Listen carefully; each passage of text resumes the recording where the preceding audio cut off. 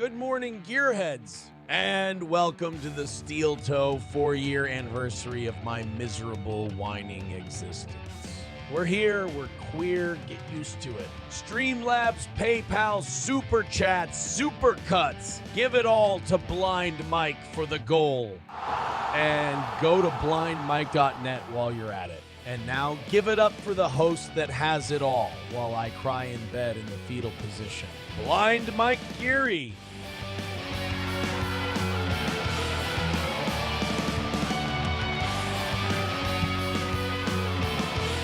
Well, hello everyone.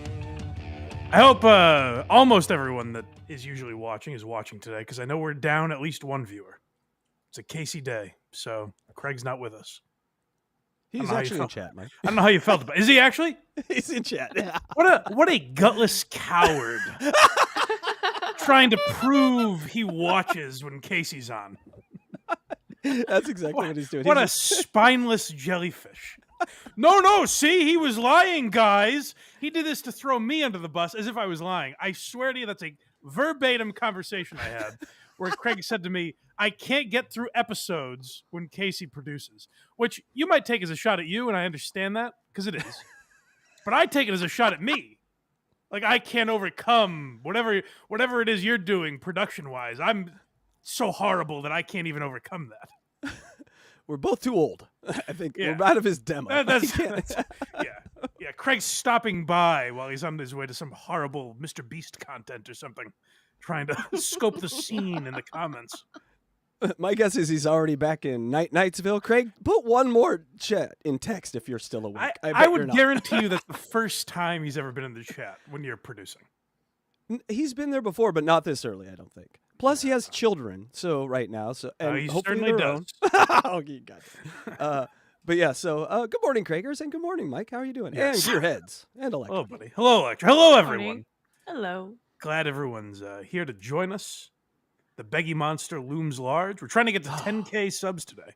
I think we're about 50 away. So smash that subscribe button and tap the notification bell. Hey, guys, it'd be really funny if all of you subscribed one by one, and then we got to 10,000. I think that'd be really funny. So what do you say? Or else I'll come out. The whole show's going to turn into me doing the Beggy monster. I Which I don't even know if I can do anymore. I think I lost it after last week. It hurt my voice. Yeah, so welcome to HACKRIDEsville. Imagine doing that for a year. Also, but I don't think I've ever been as jealous of Craig as I was for that show. Like, that Beggy monster was made for me. I was pacing around my house. It is weird that it just came up that week because you were made for the Beggy monster. But I hear he hated it. I hear Aaron hated it, which makes me love it even more. And did I press? I pressed. Oh, the we'll gas get today. there. we'll get there. Don't you worry. But It is, as Craig would say, thank God he was producing so people could tolerate the episode. Coworkers, am I right? Yes, you said it. I love you, Craigers. I want to stop everything to make sure that everyone knows Wednesdays, 7:30 a.m. Eastern time, Drive Time David Collins is on. I want to stop my show to make sure I promote that, because it seems the multiple times I invited him on to promote it and handing over my channel to him for an hour and a half every week wasn't enough. He's made a few comments about how I don't promote the show enough. So here I am doing everything I can to make sure this guy, we can tweet it out, we can have him on, but I don't do enough for David Collins, apparently.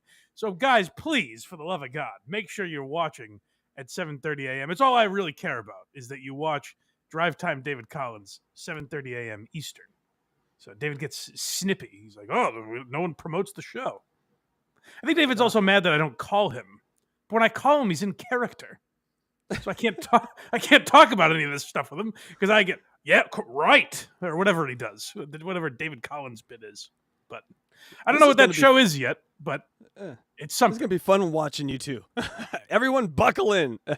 Just make sure he stays on the channel, Mike, and this will be quite the ride for everyone. I invited him on because I like him and I wanted to promote him, and then I hear I'm not promoting him enough. I thought me giving an hour and a half of my channel to him was enough, but it's a start. It's a start, Mike. You got to continue to feed the beast. yes, of course. So yeah, subscribe and make sure you watch David Collins. Those are the two most important things in my life.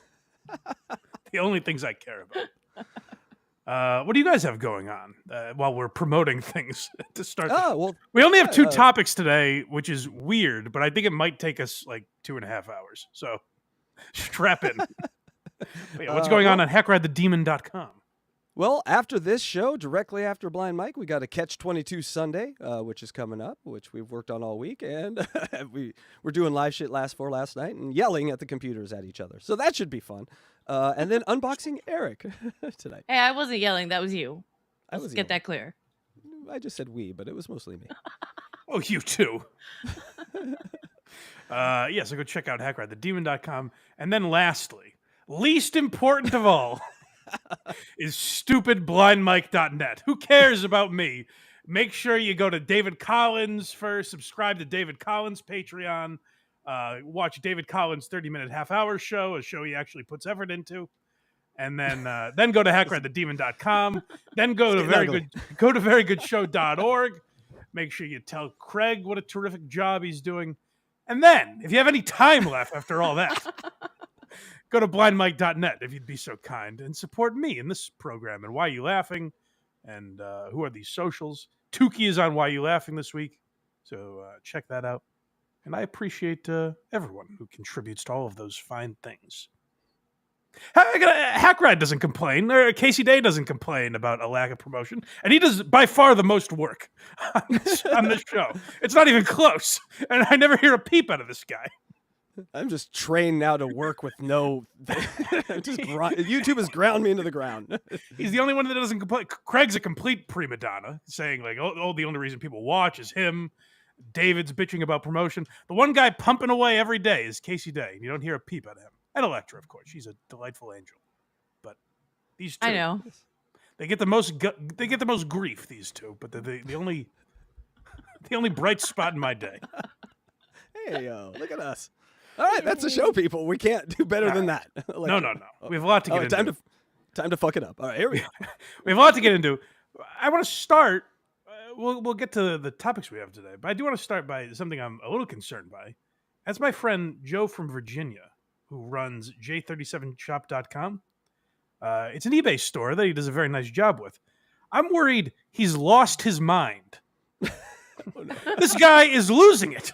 So what I understand is, for the rest of the day, all the way through tomorrow, through Cyber Monday, you get 10% off at j37shop.com. But then, if you use my name, Blind Mike, at checkout, you get an extra 15% off. This guy is bonkos. What? He's snapped. He's giving this stuff away. Strike while the iron is hot, people. Today and tomorrow, you get 10% off. Plus an extra 15% if you use promo code BlindMike at checkout. That's my name. So go to j37shop.com and tell them Blind Mike sent you. And you get an additional 15% off on all kinds of goodies, whether they be electronics, Blu-rays, collectibles, all kinds of stuff you never even knew you needed for kids and adults of all ages. So check out j37shop.com. Great Christmas deal going on right now. And they make great Christmas gifts. So make sure you go there. Check out what my buddy Joe from Virginia has going on. He's one of the Havre de Grace 6. He's a gearhead. So support the people that support this show by going to j37shop.com and using my name, promo code BlindMike, at checkout for an extra 15% off, in addition to the 10% they're already giving you. Strike while the iron's hot before they put this man in a mental institution. He's crazy. You're losing money not doing it. These deals are too good to be true. You can't afford not to go to j37shop.com. All right. Shall we finally? Am I done promoting everyone? Can I finally talk about Anthony Jeselnik and Marc Maron? Yeah, I think that's all the promotion. Thank you. One more for David Collins. Right, David Collins on Wednesday. All right, yeah. Now, Anthony Jeselnik is doing a media tour. And he finally, there's a guy that has been waiting for this, who's rubbing his hands together. Marc Maron has been sitting in his garage saying, "Yes, Anthony, come into my web. Finally, we can take down Rogan." He's very excited. For some reason, Anthony Jeselnik has decided to make his entire press tour promoting his Netflix special about dumping on Joe Rogan. I guess that is because we can't play the clip, but there is a joke from the special where he talks about Joe Rogan. And it's interesting because he talks about how much he likes Joe Rogan. He's like, Joe's a friend of mine. But if you listen to his podcast, you're an idiot. And then he goes on to explain like someone in his life who's a conspiracy theorist and what a moron that guy is. And so he talks about Rogan in the special, which is, I guess, why he's taken this angle. Also, I think Anthony Jeselnik bashes Joe Rogan is probably good for his algorithm. It gets people, idiots like us, talking about Anthony Jeselnik, and people say, what is Anthony Jeselnik up to? And then they go to his special. So I think Jeselnik is a very funny comedian, and I even think he makes some fair points among all the bullshit that he's going through in all these interviews. The reason I'm so fascinated by this is because Anthony Jeselnik is talking about how Joe Rogan and the comedy mothership and the Rogan crew is essentially the downfall of comedy. And yet, he has been on 4 podcasts that I've heard, I'm sure many more, but he's been on at least 4 different podcasts talking about how terrible Joe Rogan is. You know what Joe Rogan has said about Anthony Jeselnik? Fucking nothing. Not a word.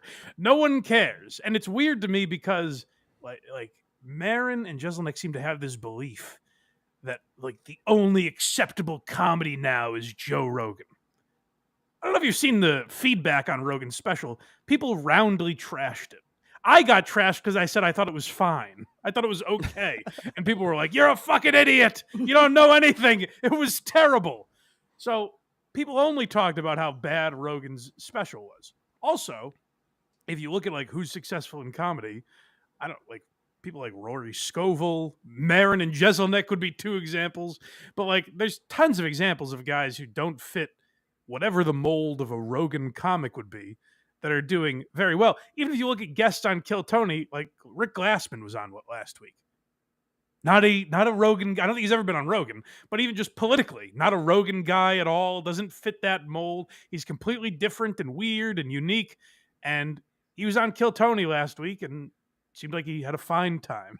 Like you can step into the comedy mothership and be now. Is there an element of people like Jeselnik and Maron looking down their nose at the mothership, which is why it might lack some diversity of thought there? Probably, because they're the elitists who think they're better than. And that's what's so interesting to me. Also, a character going on a podcast tour and having serious discussions about how Joe Rogan shouldn't be having serious discussions is fascinating to me.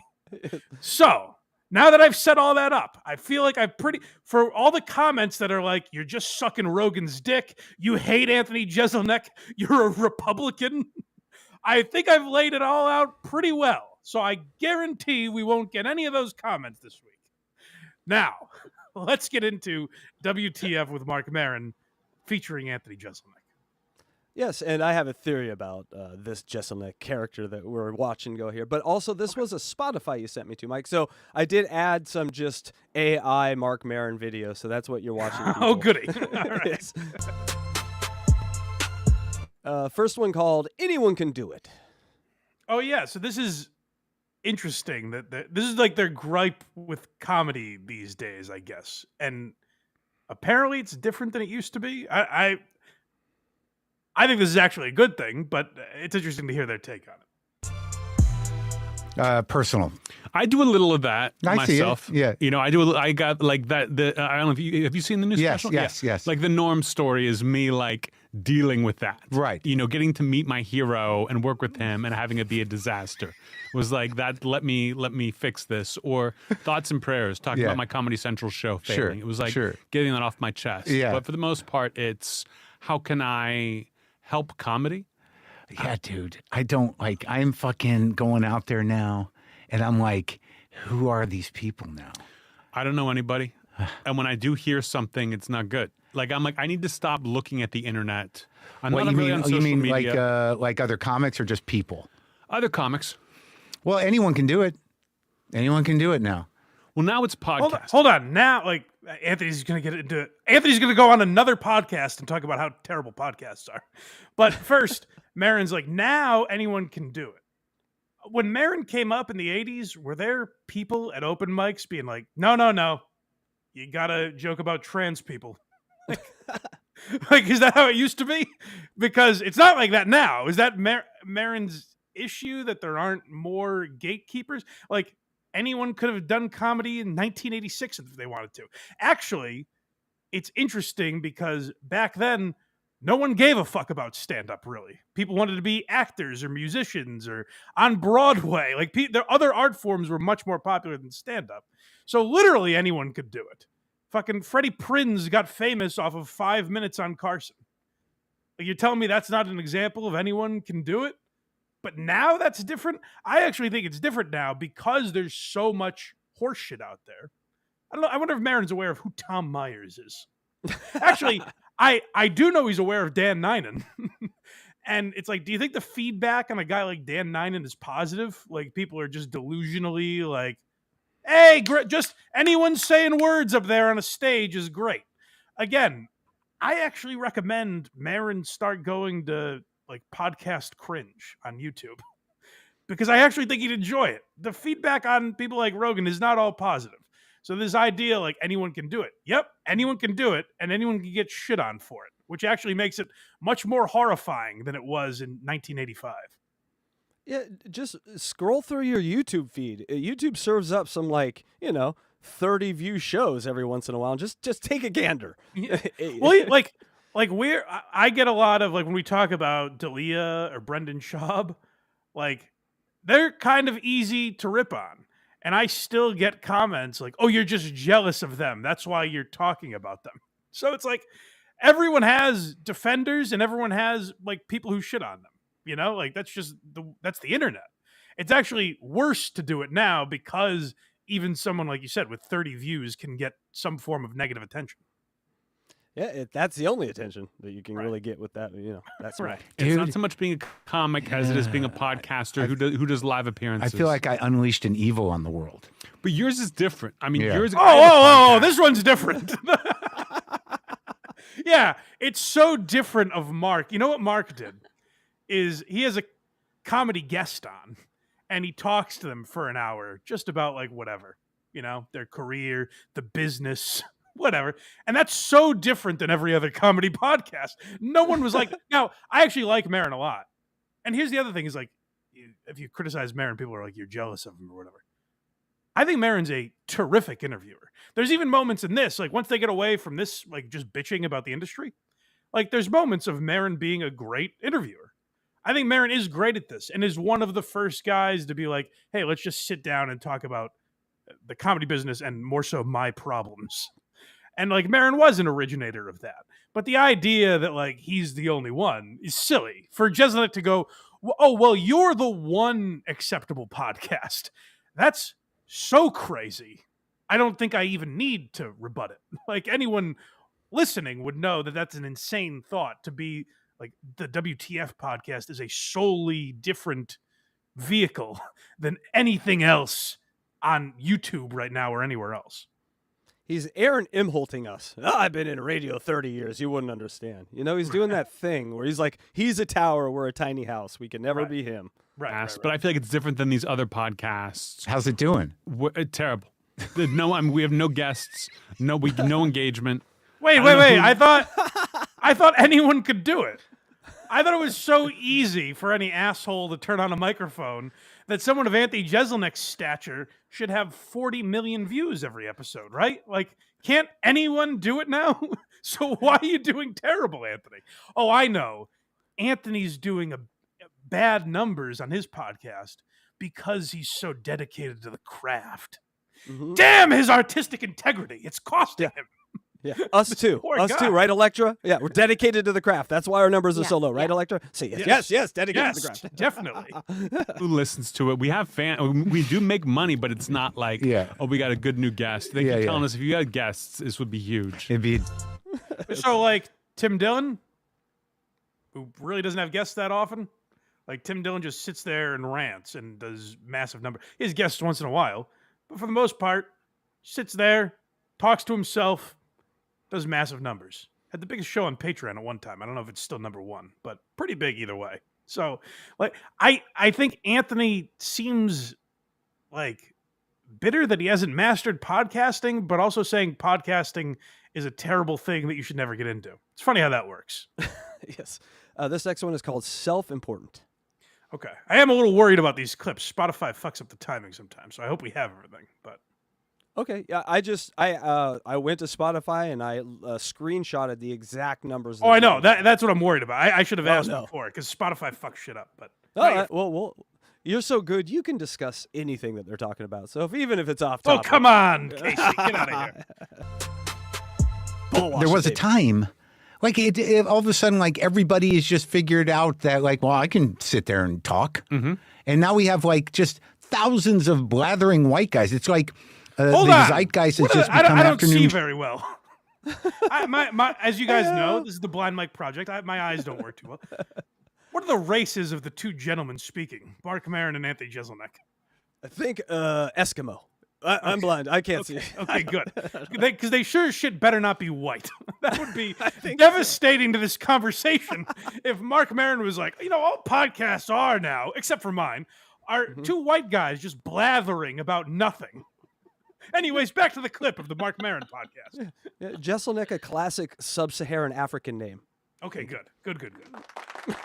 Drive time radio. It's as if podcasters and comedy podcasters figured out the algorithm. Like if you go conspiracy theory, Right. you're getting a whole new fan base. You know what I mean? Right. If you play devil's advocate Yeah. when it comes to politics, Yeah. you're getting that fan base, Yeah. and they've just clicked into that. I'm not. I'll say yes, except for the people who aren't. Except for the massive amounts of shit on YouTube or Spotify or wherever that try that and fail. Like, you're discounting the thousands of people that are bad at it and no one ever latches onto it. What Anthony should be saying is people who figured out the algorithm and put on a show that people are interested in have an edge over whatever the Jeselnik and Rosenthal vanity project is. Like, I don't listen to Andrew Schultz's podcast. It just doesn't interest me. It seems to interest a lot of people. We've pulled clips from it when it does interest me. Like, there's certain things that Andrew touches on that pique my interest. But for the most part, I don't really give a shit. So what I do is not watch. And there are millions of people, apparently, that disagree with me. And they watch every week. So either those people are under some spell that Andrew Schultz has cast upon them, or Andrew Schultz does a show that isn't for me, but is for other people. And Anthony Jeselnik, it seems like, probably doesn't watch Andrew Schultz's show. So that's me and Anthony Jeselnik. That's at least two of us have had the freedom of thought enough to say, I don't feel like listening to that. And yet, somehow, Andrew Schultz has made a living, despite the fact that we are allowed to not watch those podcasts. So again, what it seems like is just bitter jealousy that these guys are angry that Tony Hinchcliffe and Andrew Schultz, who they don't like, are successful. Yeah, it's 100% bitterness. I was sort of on Jeselnik's side in the previous weeks, and then I kind of put everything together, what he's been saying. And to me, it's just like he's saying, I do a particular magic trick. Everyone should be paying attention and focused to the way I do magic. Don't look at the fucking 3-ring circus behind you that everyone wants to go to. I mean, that's what he's basically saying. He just discovered the conspiracy theories and arguing on the internet gets you views. What are you talking about, dude? You're just upset, like we were, that when you make original shit, people don't come. Because it just accept it. It's a reality and move on. You can't change it, Jeselnik. And that's my Jeselnik.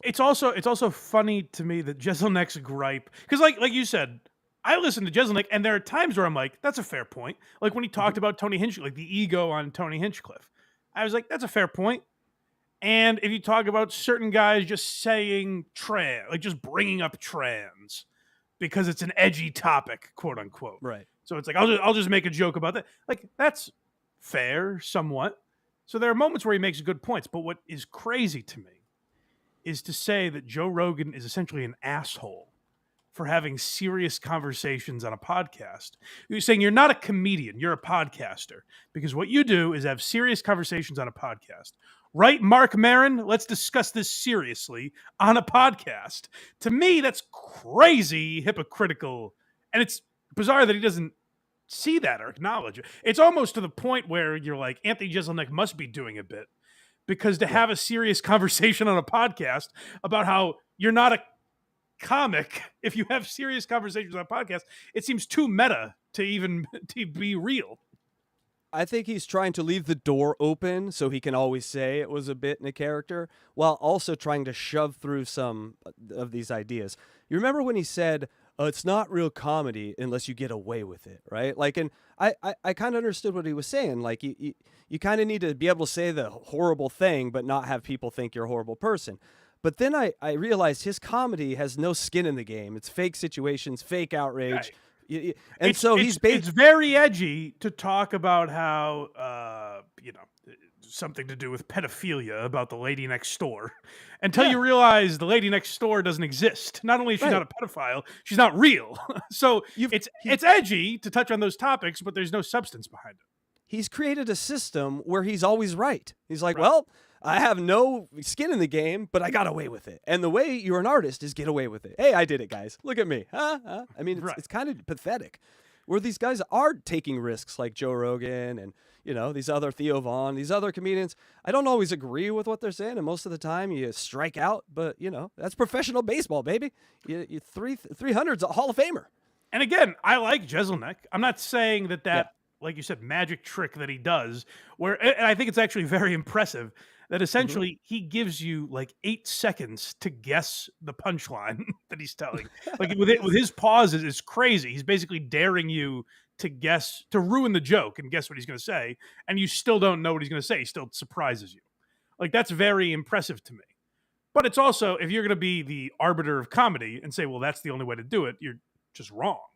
Like, I think he looks down at guys like Ari Shaffir because he's an edgelord. But if you look at what Ari's doing versus what Anthony's doing, Ari is without a doubt more edgy, quote unquote. Like, if that's what you're weighing things off of, Ari is actually a more dangerous comedian, for whatever that's worth, than Anthony Jeselnik pretends to be.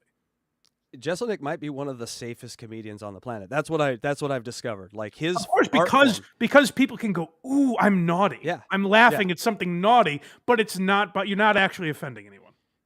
Gaffigan is more offensive in real life. You're like, right.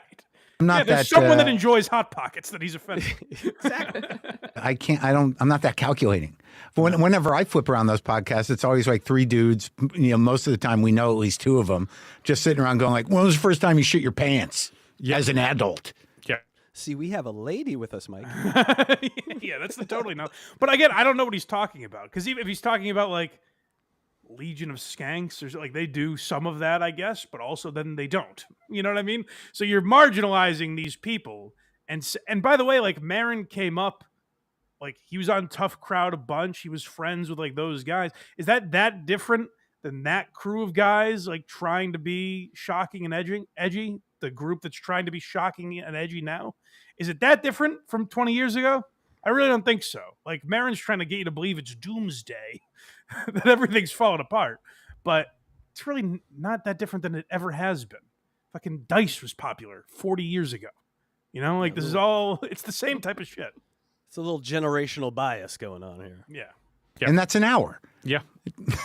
And I mean, I've done all this and I can't stand it anymore. Because it's become like self-important that now I'm doing this. I'm doing, like, I did Tom Papa's podcast. He's a nice guy. I'm gonna do Kimmel, and that's it. Oh, you know what? don't do self-important horse shit. Do Jimmy Kimmel instead. He goes on to he trashes like Bad Friends. He's, for some reason, he goes out. He's like, I like Santino, I like Bobby Lee, but like, I'm not going on their podcast and having them fuck with me. Mm-hmm. And it's like, I used to listen to Bad Friends. I haven't in a long time. Is that what they do? Is have Anthony Jeselnik on to fuck with them?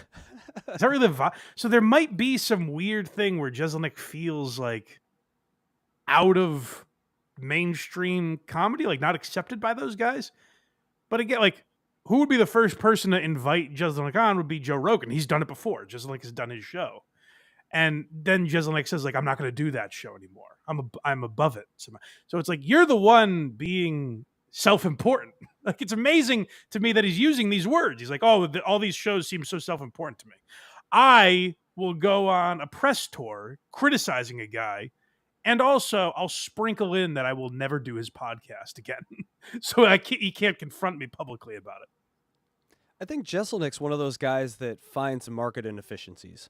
And since like comedy has been like evacuated by liberals essentially, I think he sees kind of a space where he can come in and just sort of like lightly pepper these guys with jabs and sort of, round up Hal Sparks' audience maybe. I don't know. I don't think that's true, by the way. The idea that it's been left. But like, you tell me John Mulaney isn't massively popular? He's a liberal guy. Or like... the audience more than the well, whose fault is that? Theirs. Right. That's not Joe Rogan or anyone. That's not Tony Hinchcliffe's fault. I lost 300 Twitter followers because these assholes can't take jokes. That's people for years. Here's an example. I don't know if the audience, throw a name in the chat if you can think of anyone that did this.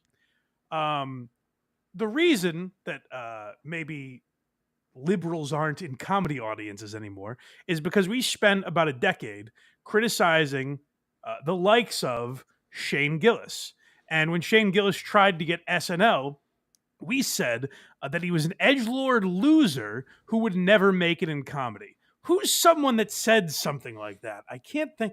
There's an episode of Why You Laughing where you can check.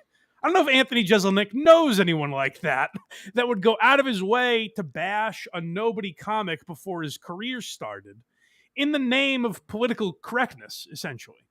So that might be why the predominant voice in comedy is a guy like Rogan, who has championed free speech. And does Rogan make dumb political points on his show? Of course.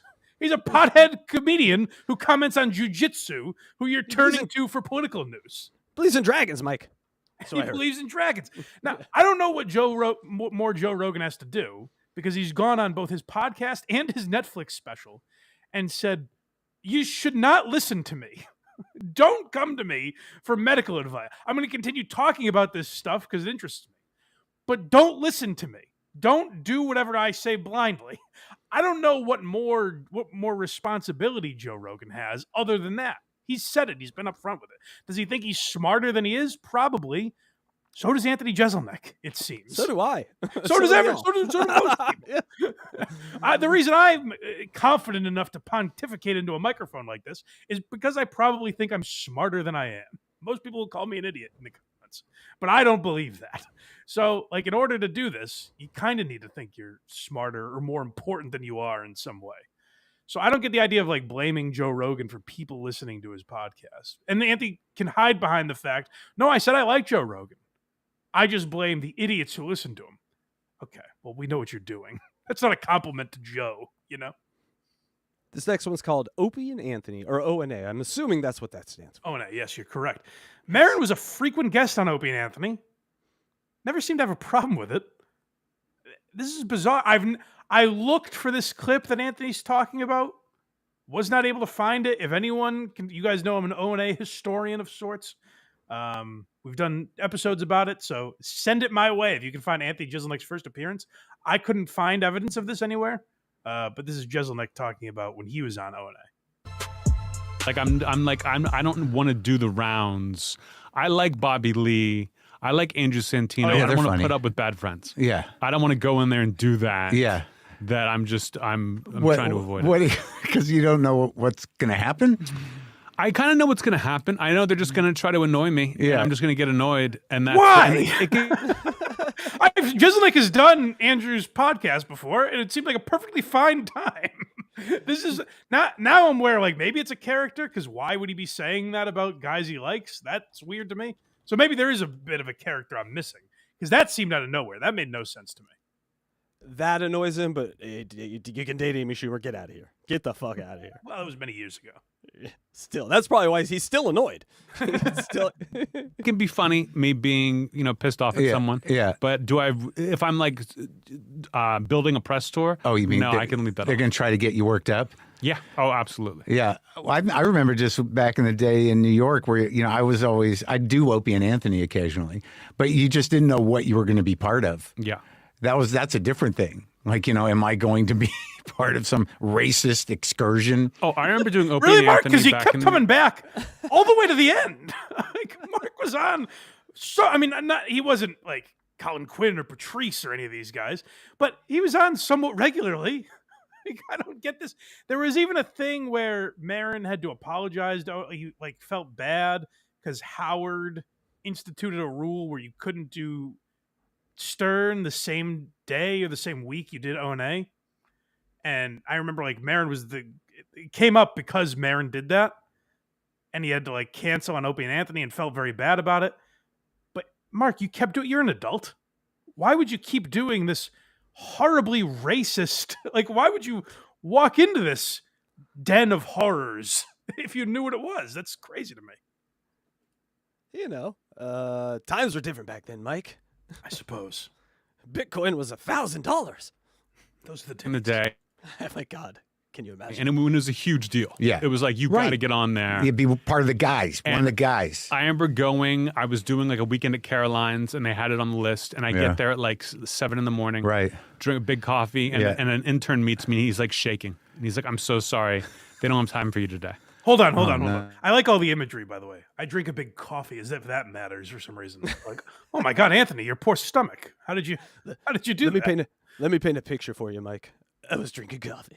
Oh my God, your bladder, Anthony. What if you had to pee during the show? Had you thought of that, Anthony? The consequences. And then he's like, an intern was shaking. Like he's painting this picture that seems like, oh my God, Mr. Jeselnik, I'm so terribly sorry. Opie and Anthony are too busy being racist to have you on. No. They can't have you on. And Right. I'm like, oh, okay. Yeah. And I realize now they were fucking with me. They were like, fuck this guy. He thinks he's so great. Right. Let's While have that him show might up here seem at 7 a.m. and crazy, tell him- I'll defend him because Opie does have a history of doing that. Just Opie, though, not Cumia or Norton. That was an Opie thing. So I'll defend him there. That's possible. Again, probably in his own head, but possible. no. Yeah. And then I still went, but it was. Oh, So shit, that's yeah. what And Spotify fucks this up. God damn you, Spotify. Well, so he goes on to say that the first question they asked him was, do you ever use the N-word? And he goes, I thought it was a joke. I thought they were like trying to trick me. He's like, I was like, no. And he goes, and then the rest of the interview was really weird and uncomfortable. Oh, Jesus Christ. And I'm like, Anthony, it seems like a lot of this is in your own head. Like, I've listened to a lot of Opie and Anthony. You can criticize them for a lot, believe me. Like, they were not the most tactful in a lot of ways. Like, there's plenty to go look at Anthony Cumia's Twitter. There's plenty to mock and criticize. But the idea that they like weren't welcoming to comedians is crazy. And that's completely in Anthony's own head. Again, maybe you guys can prove me wrong. Find the video. I'm sure it's out there. I'm sure it's easy enough to find. I just wasn't able to. If you can find Anthony Jeselnik's first appearance on Opie and Anthony, send it to me. Because maybe I'm wrong, but I would find it hard to believe that he just walks in. They go, you say the N-word? He goes, no. And they're like, fucking asshole. And they just ignore him the rest of the interview. I find that hard to believe, but it's possible. This next one is called The Rogan Empire. Okay, so yeah, this is what they're really jealous about. This is what brought these two minds together today, and why Maron was so giddy to get Jeselnik on. It's to trash this guy. Later, when I was doing Caroline's, and did it again. Yeah. I'll never forget the first question they asked me is, Oh wait, do you ever use here it the is. N-word That's weird. on stage? Yeah. And I go, no. Like, thinking it was like a trick question. I'm like, Yeah. no. And then the interview like shut down, where they were like, oh, this guy's no fun. And like 10 minutes later, they're like, all right, you can get out of here now. And I'm like, why is this so popular? Why is this the thing? You can get out of Those- here now. People, the evolution of those people are now what is taken over. Mm-hmm. I can't, like, I'm having a difficult time because, I drew a line, between, I've been calling out the sort of Rogan empire as, some sort of tribal leadership problem. And then I they're will give Maron this. It's crazy what he's saying, but I will give Maron this. Maron has been bitching like this about Rogan for virtually no one. Like, we found him on his Instagram lives doing it. He does it like embedded in this audio podcast that people would have to seek out to find, people like me or my buddy Lieutenant Kirk. So like Maron has kind of been doing it not for attention. He believes that, for better or worse, he believes Rogan is the death of society. Jeselnik is doing something much grosser, I feel. and doing it for attention. Mm-hmm. He's doing it so, and we're giving it to him, I guess. Not that this is a massive podcast, but we are playing into what he wants. Like, he wants people to talk about his special, so he's bashing Rogan. And that to me is way grosser than what Maron is doing. More calculated and logical. Like, I can understand it more. Maron seems to think that, like, this is the downfall of society. Listen, I'm sure there's a little more. Listen to how Maron describes this. And I'm not putting you in a position to speak to this, but now it's just like some sort of full-on bootlicking going on and facilitation of what is going to be the fucking end of everything. And like, I drew that, I publicly wrote a piece. Oh yeah. And you know, I was relatively diplomatic, but after a certain point, someone's got to go like, this is what's happening. It's not just comedy anymore. What? Right? What is what's happening? Andrew Schultz and Tony Hinchcliffe are playing arenas. That's going to be the downfall of society? Like, really, Mark? That's what you're so worried about?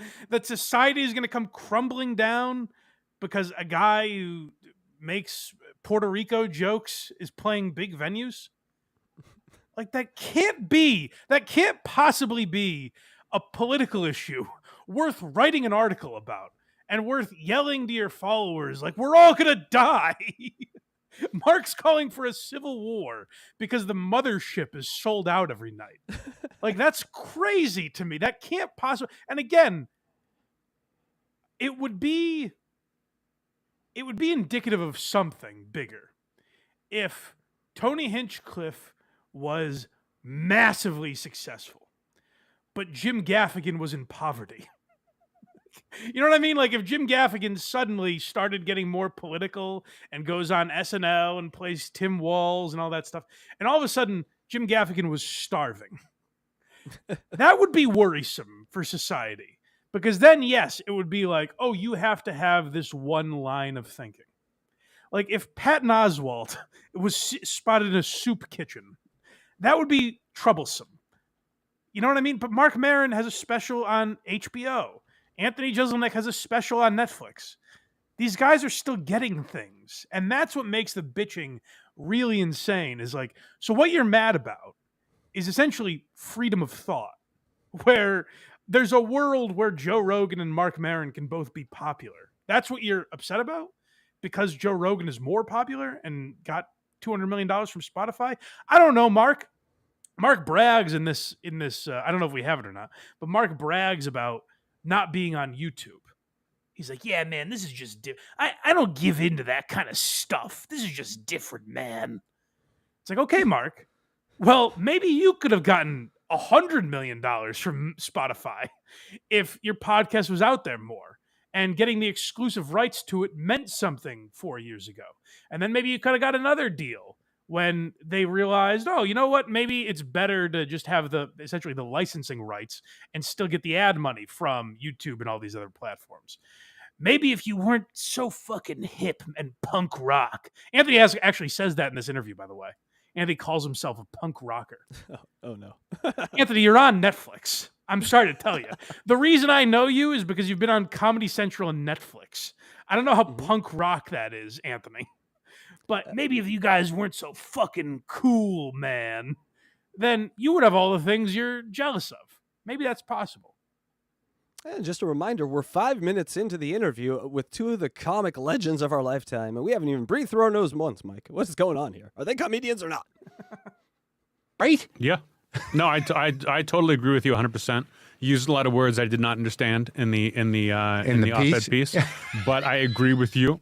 I think they've been seduced. I think that whole crew has been seduced By power?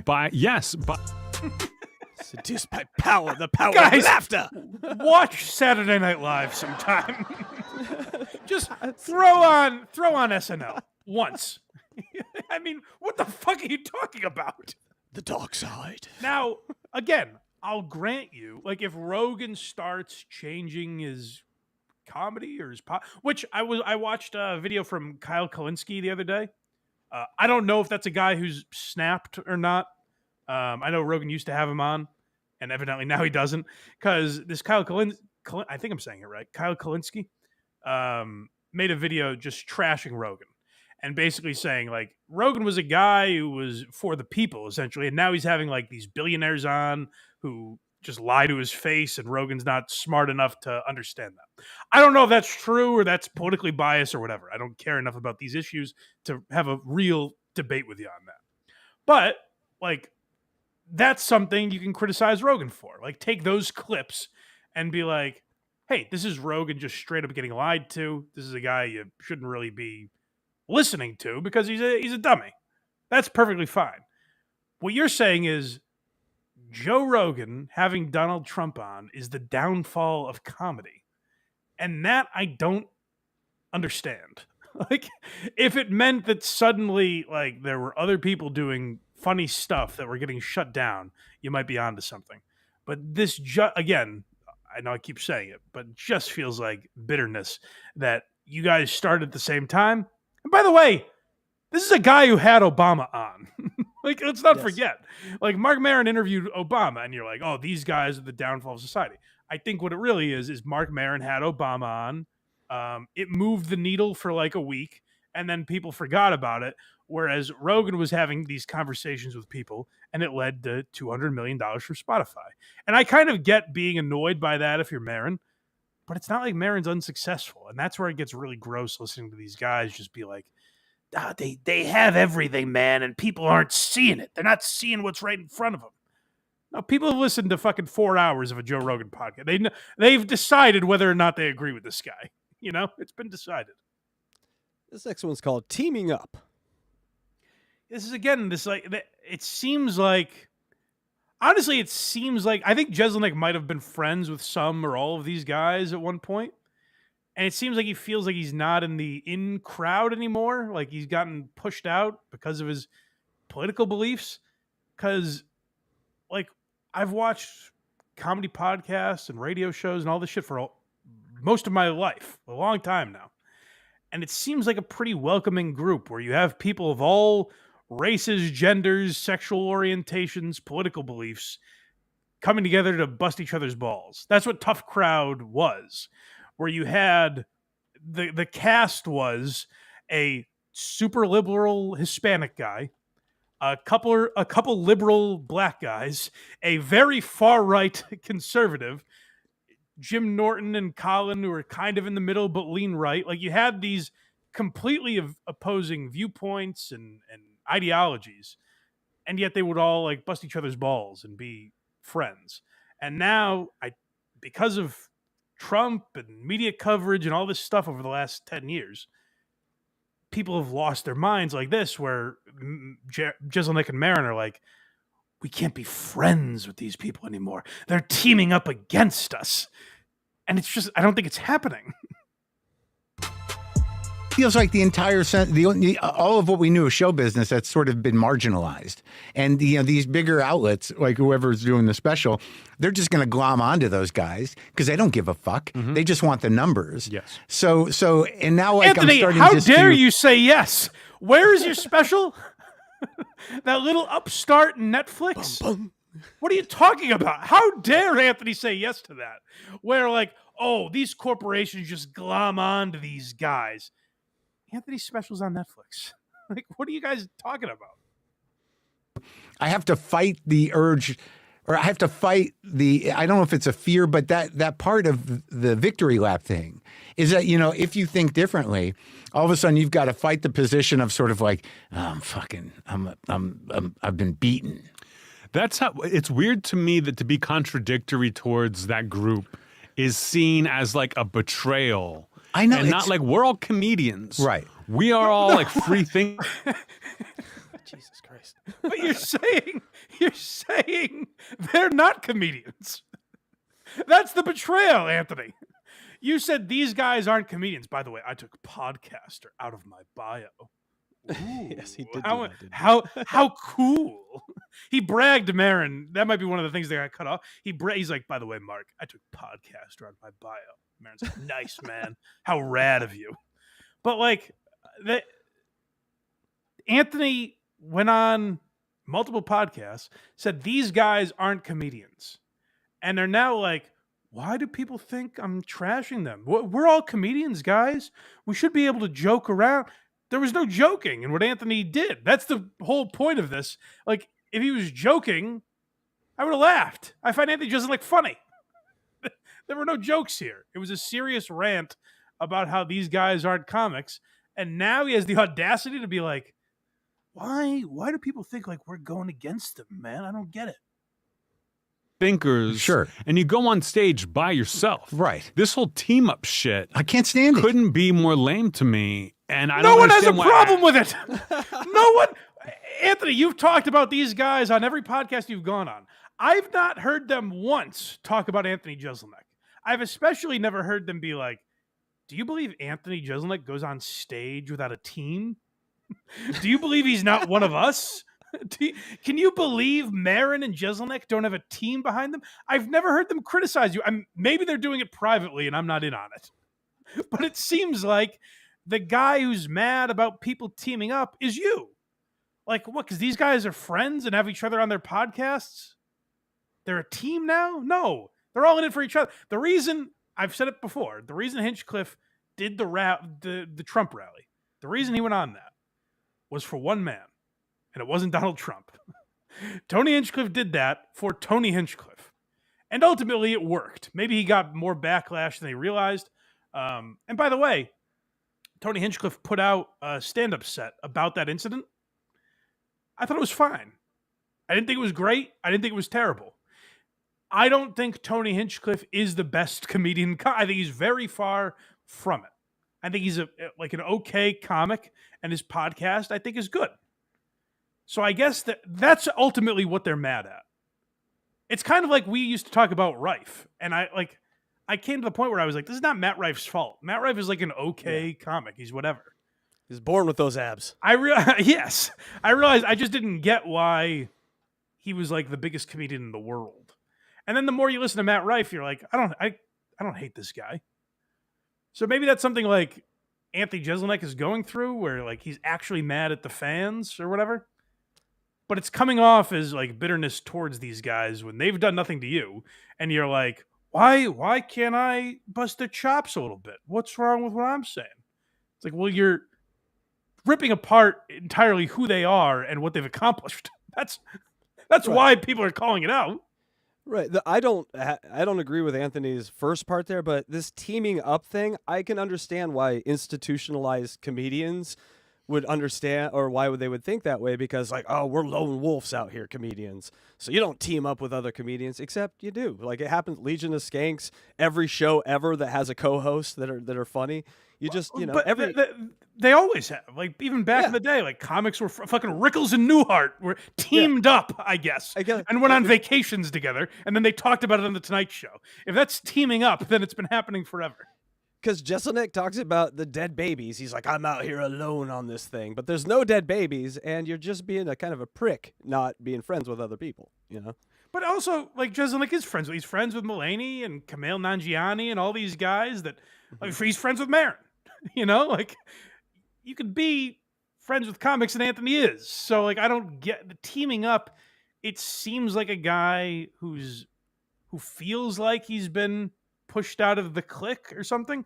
And again, maybe he has. Maybe there's shit that I don't know about where they called Anthony Jeselnik gay and told him to leave, like leave the party. He's not allowed on at the mothership or something. But isn't he also Jeselnik an LA comedian? They all left LA, so that might. So yeah, metaphorically, I guess they did all leave him. Yeah, yeah. I have to think it's cool. Well, but also that's not why we got into it. We got into it because we were asocial fucking weirdos that needed to find our own path. And now it's sort of like, these are my boys. I don't want to be anyone's fucking boy. Oh, that's so cool, man. Hey, Mark, don't be. Who gives a shit? I don't think anyone's clamoring to hang out with Marc Maron. It's fine. Sounds miserable. But Mark does invite 2 comedians every week into his garage to hang out with him for an hour and talk. And it's usually friendly.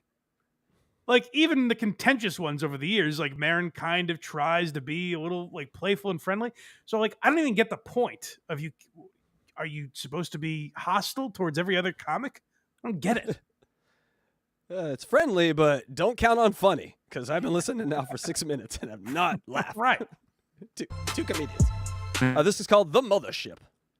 Well, yeah, so this is them just bitching, like, I guess what Joe Rogan was supposed to do was run an unsuccessful business. That's what he should have done. Instead, he took a different approach, and these guys don't love it. Oh And yeah, I that was guy. doing like a couple shows on a Sunday, and I went Yeah. over there just for a tour. Yeah. And I was like, this place is beautiful. It's Yeah. great. It's set up as a great comedy club. Right. But it's too easy. Yeah. You know, it's like you can't fail there. I could. They just want to hear like the Oh bad man, words. because you're so fucking edgy, Mark. I think it would have been fine. I went to the mothership. I saw like open mic comics, some that were super liberal. I think you would have been fine, Mark. I think you would have been okay. What do they mean by you can't fail? Like the room is set up nice and So- people are having a good time? Yeah. So a criticism of the mothership is that it's always full and the audience is excited to be there. And the reason I know, but the reason that's a criticism is like Rogan waxes fantastically about the old days of the Comedy Store and how you really made your bones at 2 a.m. when there were 6 people there, you know, on a Tuesday night or whatever. So their point is like, you can't fail. It seemed like Rogan wanted to open a room where like, you know, fucking if Eddie Murphy wanted to make a comeback to stand up, he could really test his material out there and know whether or not it's good. And it's not that. It's a tourist attraction. It's a comedy club that has a lot of cool shows and people want to go to it, and it's hard to get a ticket. That's what it ended up being because Rogan is a big enough name and publicized it so much that it's a tourist spot, basically. But like you're seeing actual comedy shows.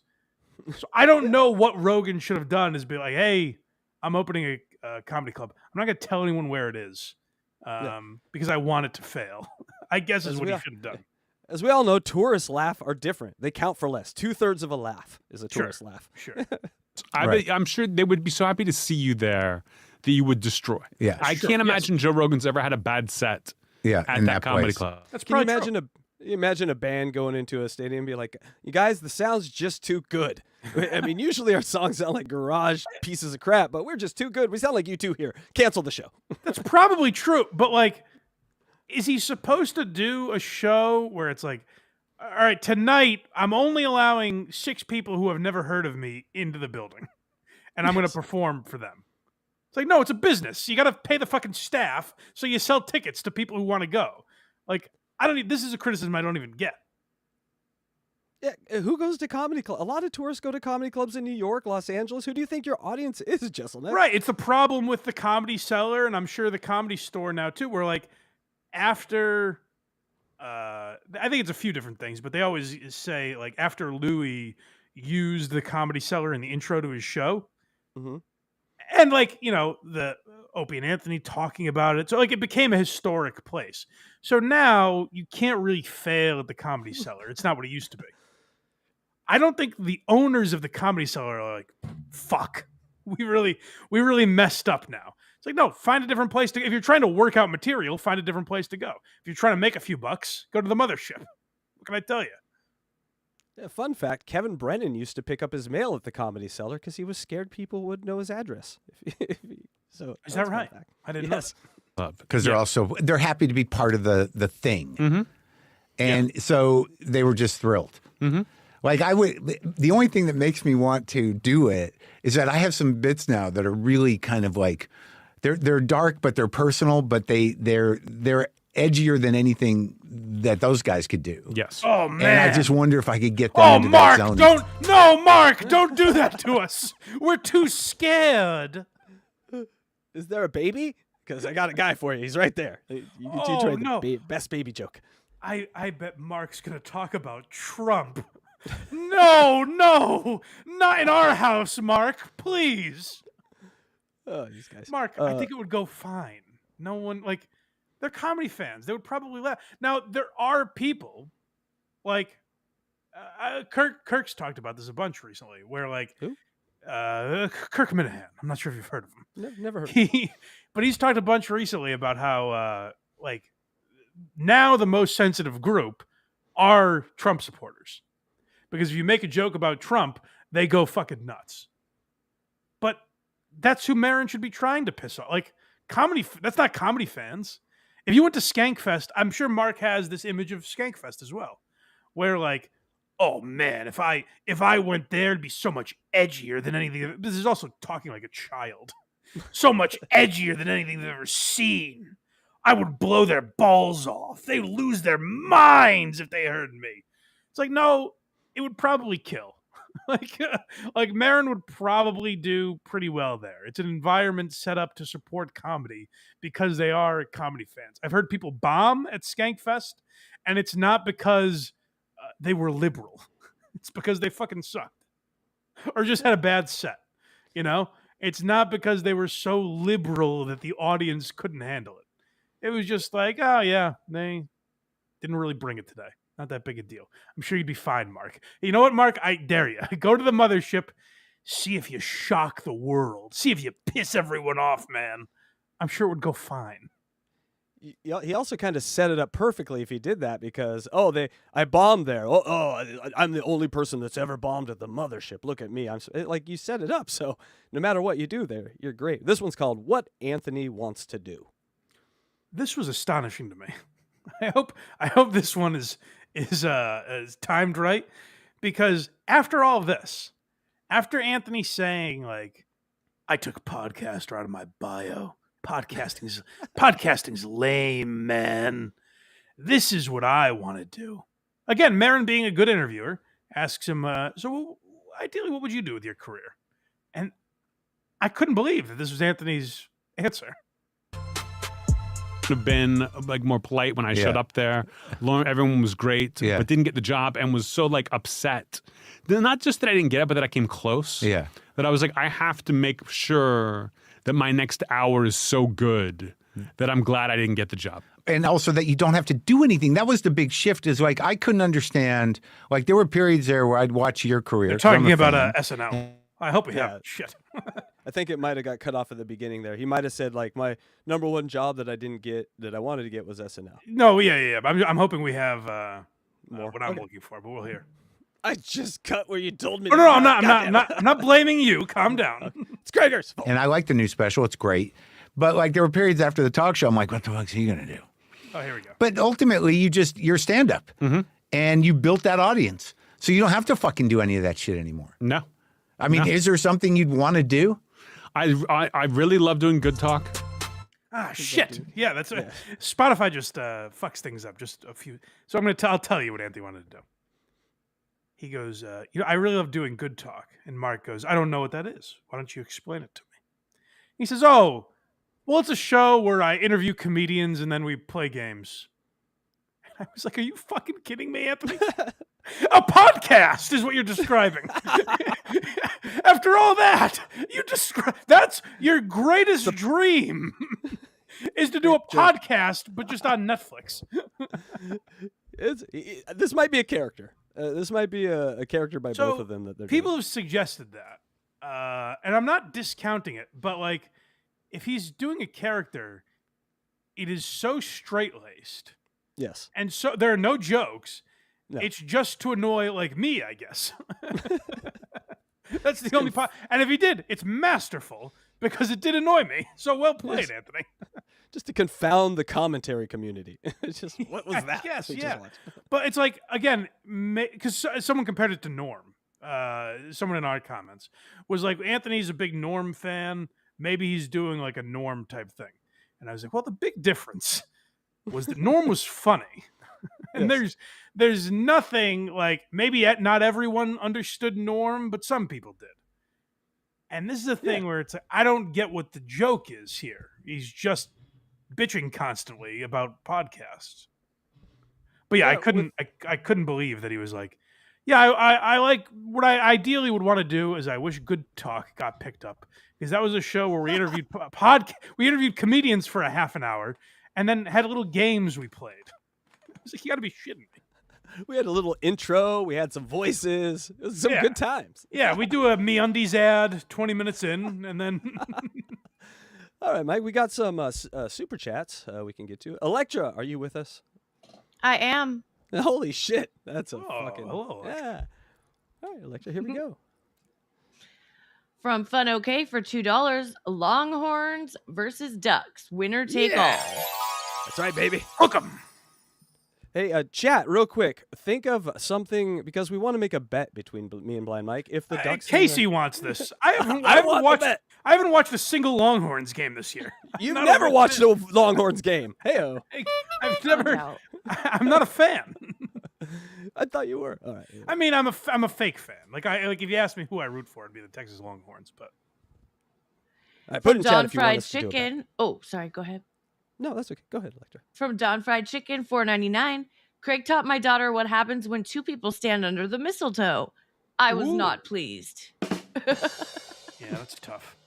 By the way, Krager's still in chat. Hi, Krager. Well, it's I've been open enough about this. It's on people like Don Fried Chicken. Don't allow Craig around your children. It's on you That's at this right. point. Be the parent. Yeah. That's right. Wealthy Mouse, $4.99. Ryan Day was born on third base. Go Blue. Oh, yes. I know that's a Michigan reference, but I don't know any more than that. Well, Ohio State's coach is Ryan Day, and they got slapped Okay. yesterday by Michigan, and Gotcha. there was a big brawl after the game, and he stood there like a moron just watching it. That's their coach. Ooh.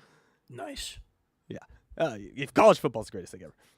All right, here you go, Lecture. Dominic, $1.99. David Collins is great. Best show on YouTube. Good. I'm so glad. Thank God we get a chance to mention it again, because 7:30 a.m. Eastern Time on this channel. Make sure you watch Drive Time David Collins. It's the best show on this channel and the one I choose to talk the most about. I think it's the second best. Thank you. Hey, there's three. Pontiva, Canadian $5. It's like these guys choose to be unfunny. I hope you mean Not Jeselnik us. Marin. Yeah. Jeselnik and Marin, yes. I Definitely. believe that was the context. I mean, we're good, but we're not comedy gods in the pantheon of stand-up. I mean, Sure. that are, Sure. you know. But we were funnier than they were in those 7 minutes. So that's something. That's what's crazy to me. It's like there's like I like both those guys. There's no world where I should be funnier than them. So No. fucking tell a few yucks. Make fun of Rogan. Don't just bitch about him. All right, Blind Mike, are you ready to? I'm smelling a monster near. Uh-oh. Is it that time already? I'm so excited. So I guess we'll start with this. Do you have the Patrick Melton clip? I do, and you're going to hear a lot of monster sounds in these because I was told in one of these clips that he didn't like it. You don't tell me that. Don't tell me that. So, Oh, goody. there's So gonna be a lot of monsters. this is unbelievable to me. If anyone has like real proof, because I said I was on This Little Piggy the other day, and I asked for proof, and Patrick Melton was like, "Oh, this guy in the chat said it. I don't know who this man is, but apparently his word carries a lot of weight with Patrick Melton." So, but if you can prove it in some way, I would love to know for sure.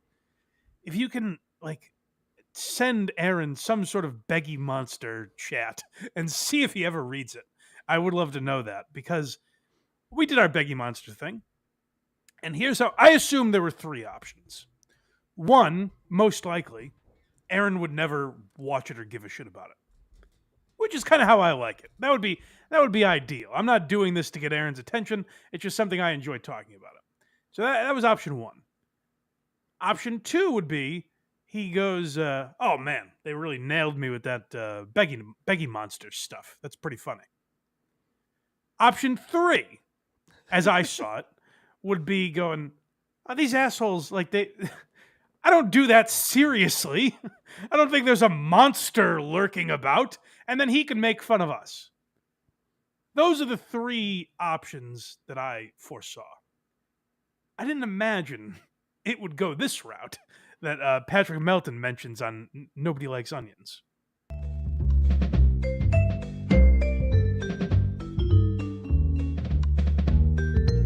What a music build up here. The Beggy Monster. It's a Beggy monster, Mike. Boy, Soft Weekly told me he was banning anybody who said the Beggy Monster in his chat or something like that. Like he was losing his mind. Like he won't say the Beggy Monster anymore because Blind Mike made fun of him. You gotta go watch the Beggy Monster segment on the latest Blind Mike show. Aaron, you can't get rid of me that easy. Yeah, we're doing it. I'm always here, Aaron. Gibson would have been so demonetized on YouTube by now.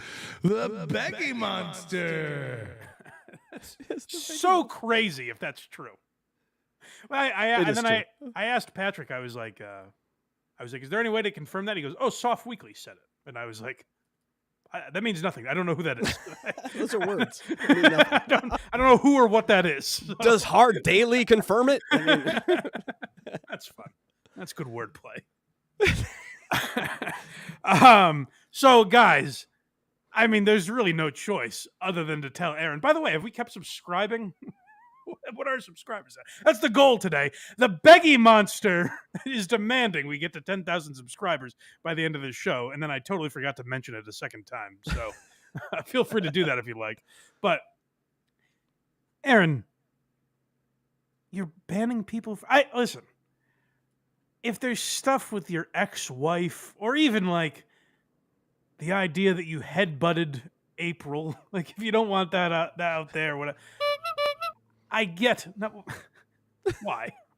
because it sounds violent, and that makes it sound funner. Okay. Like if you want to ban something that's like serious like that you don't want out there, why would you ban something so silly as the Beggy Monster? Because Aaron, I don't know if you know this, banning him only makes him more powerful. Look out, Aaron! He's right behind you. Yes. Streamlabs, Super Chats, Rumble Rants. What a fucking douchebag. Like, I didn't want to hate this guy. For a year, I was aware of him, and I was like, he seems like a fine broadcaster to me. And then my eyes were opened, ironically, where I could finally see Aaron for what he truly was. And every time I think, like, well, there's no way he proves it about this. Like, there's no way he would get pissy about the Beggy Monster. It's unbelievable. Sure enough, he does it. It's amazing. So we have two Aaron segments here. Do you want to go with the fish tank or the 4-year anniversary? Let's start with the fish tank, because you go in chronological order, I guess. Okay. This was his Wednesday show before Thanksgiving, where he's talking about... He's obsessed with the idea that Alex Stein mentioned him on some reality show that he's doing. Alex Stein was like making fun of Aaron, but Aaron was like, "You don't think I get that, man? You don't think I understand the art of trolling?" So let's hear Aaron from last Wednesday. This is called Laugh Along. Aaron gets something that the rest of us don't. He's really mastered something. It's so funny to play this clip after hearing that he's banning people for saying Beggy Monster. Because Aaron's just a go with the flow guy, man. He can laugh at himself. Yeah, and chat, make sure you don't share this with Aaron, because there won't be any monsters in this. Don't mention the Beggy Monster. It's very important.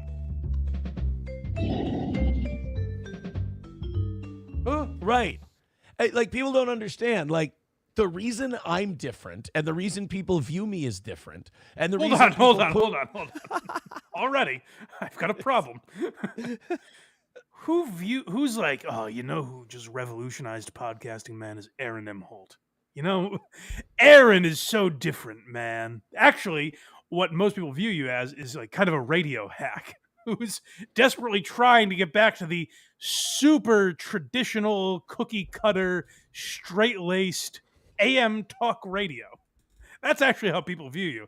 I don't know if people are like, oh man, Aaron's breaking the mold. He's taken podcasting, and you know what he's done with it? He's turned it on its ear. He's totally gone a different direction than everyone else.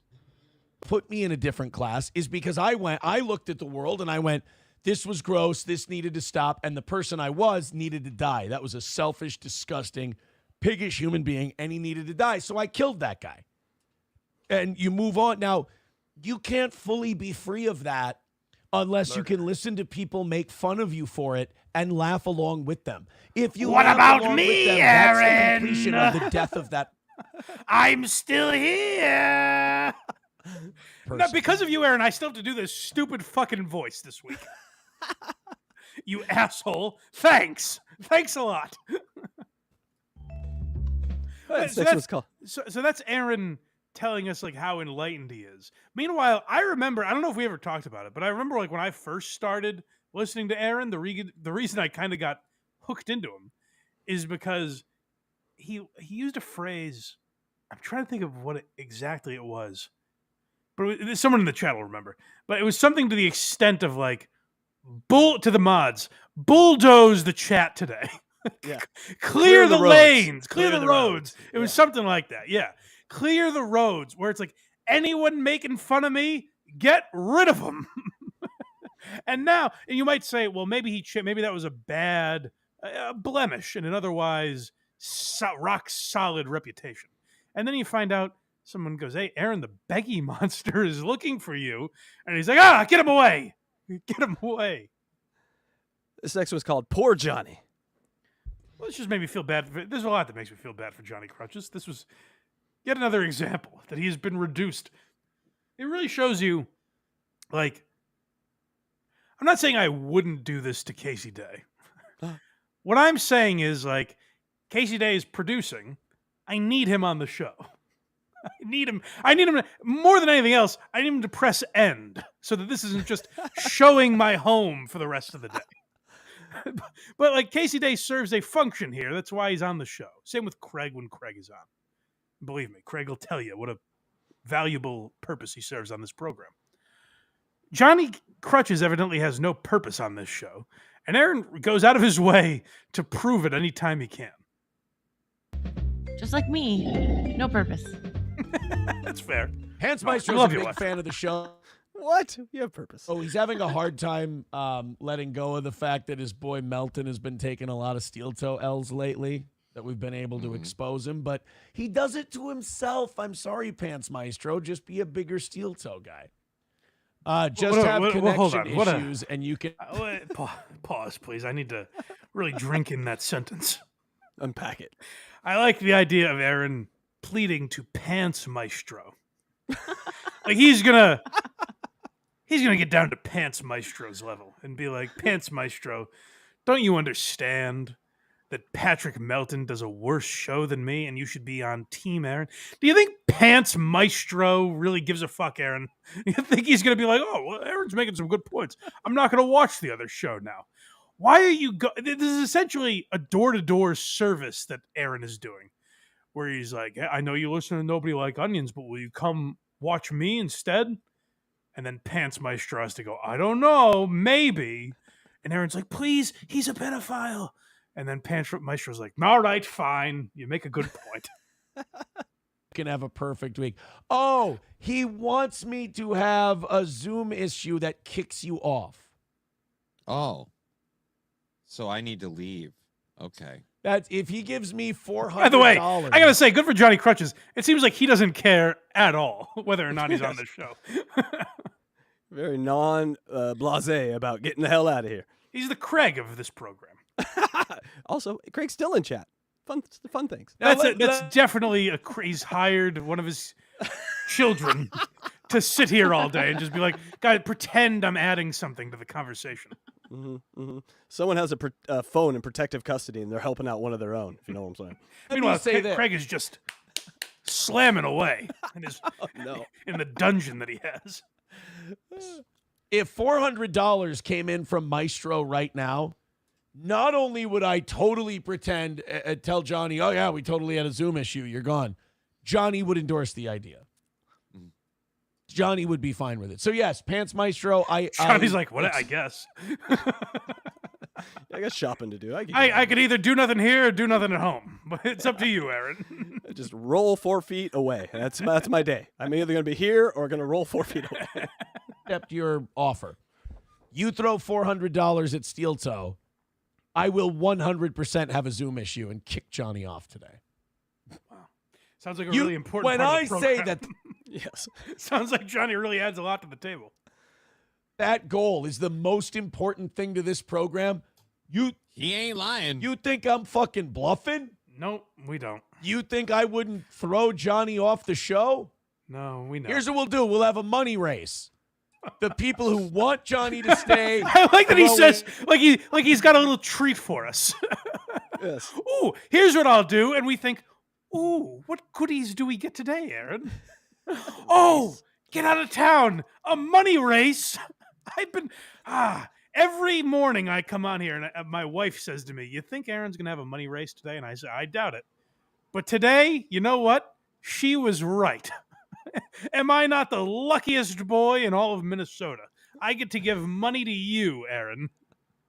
What's a money And race? Pete- Is that some Minnesota thing? Oh, I'll tell you. It's funny you should ask, Electra. I'm so glad that I get to tell you. Good. Oh, you know what? Let's see if Aaron tells us first. In money. The people who want Johnny to go throw in money. And by the time we hit the goal, whoever has more, that's who's going to win. Oh. Johnny's life hangs in the balance. All right, guys. You know what we got to do? You know what would make a great show today? All right. Here we go. Our goal for the rest of the show is $10,000. Winner decides if Electra gets kicked off or not. All right? So start giving me money, and then you win by deciding if Electra, who barely talks on the show, gets to talk even less. Johnny isn't on this show. Every 40 minutes, Johnny adds a, oh, yeah, no, I see what you're saying. Like, Johnny isn't on the show, and Aaron is manipulating these people into throwing money at him to be like, get rid of Johnny. No, we want Johnny. We love Johnny. Make him stay. And they're fighting in the chat. Like, I'm going to give more money. No, I'm going to give more money. And then, of course, someone gave $300, and Aaron was like, good enough. See you, Johnny. It was less than the agreed upon amount, but whatever. Yes, one $100 donation, and I'll just flick Electra off the desk here. Just flick, and she'll be gone. But I guess if we did that as a bit once, it would be like whatever. This is Aaron's every day. I know, twice a day. What Twice a day. today can I do for money? Do you want me to kick Johnny off the show? Do you want me to eat a stick of butter? Do you want me to eat dog treats? What is it? You tell me what you want, and I will tap dance for you. We haven't talked about this on air, Mike, but it's actually like YouTube capitulated to the goal, because every day now when you set up a goal or on a show with Blind Mike, I'm sure this with channels like this, there's a goal button, and you can set an actual goal now on YouTube. I was He won. disappointed. He won, Mike. Yes, Aaron's style is winning now. Now, unfortunately, Casey Day asked me if he wanted to set a goal, and I said, yes, please set it at $120,000. And for some reason, YouTube found that to be ridiculous. They wouldn't allow that as a number, unfortunately. So the peak is 5,000, and I think we almost hit that with the goal. So it would be like it's almost attainable, you know. Like they won't let you put something mockable. But I did think of maybe putting like a dollar goal just to see what happens when the goal's achieved. Like, what does YouTube do? Is there fireworks? Or, you know, so maybe next week or 2 weeks we can try it. Well, the goal today is 10,000 subscribers on YouTube, folks. So make sure you smash that subscribe button. What do you say? I think we're at. I think you're only 30 away now. Keep going, people! Hurry! Hurry! We'll kick Electra in the teeth if we hit the goal. Come on, let's go! And kick her other places too. All right, this next one's called. I didn't hear Electra laugh. I'm kidding, by the way. I hope she knows. I know. That's better. All right. Yeah. Really launch into the laughter for us when we mock you. Well, especially when I make a domestic violence joke. Yes. Mainly when I need you. Oh, see, now the horn isn't such a bad idea. All right, this one's called Endless Payoff. Oh, so this is like Aaron getting to where it's like, just get to it, man. We got it.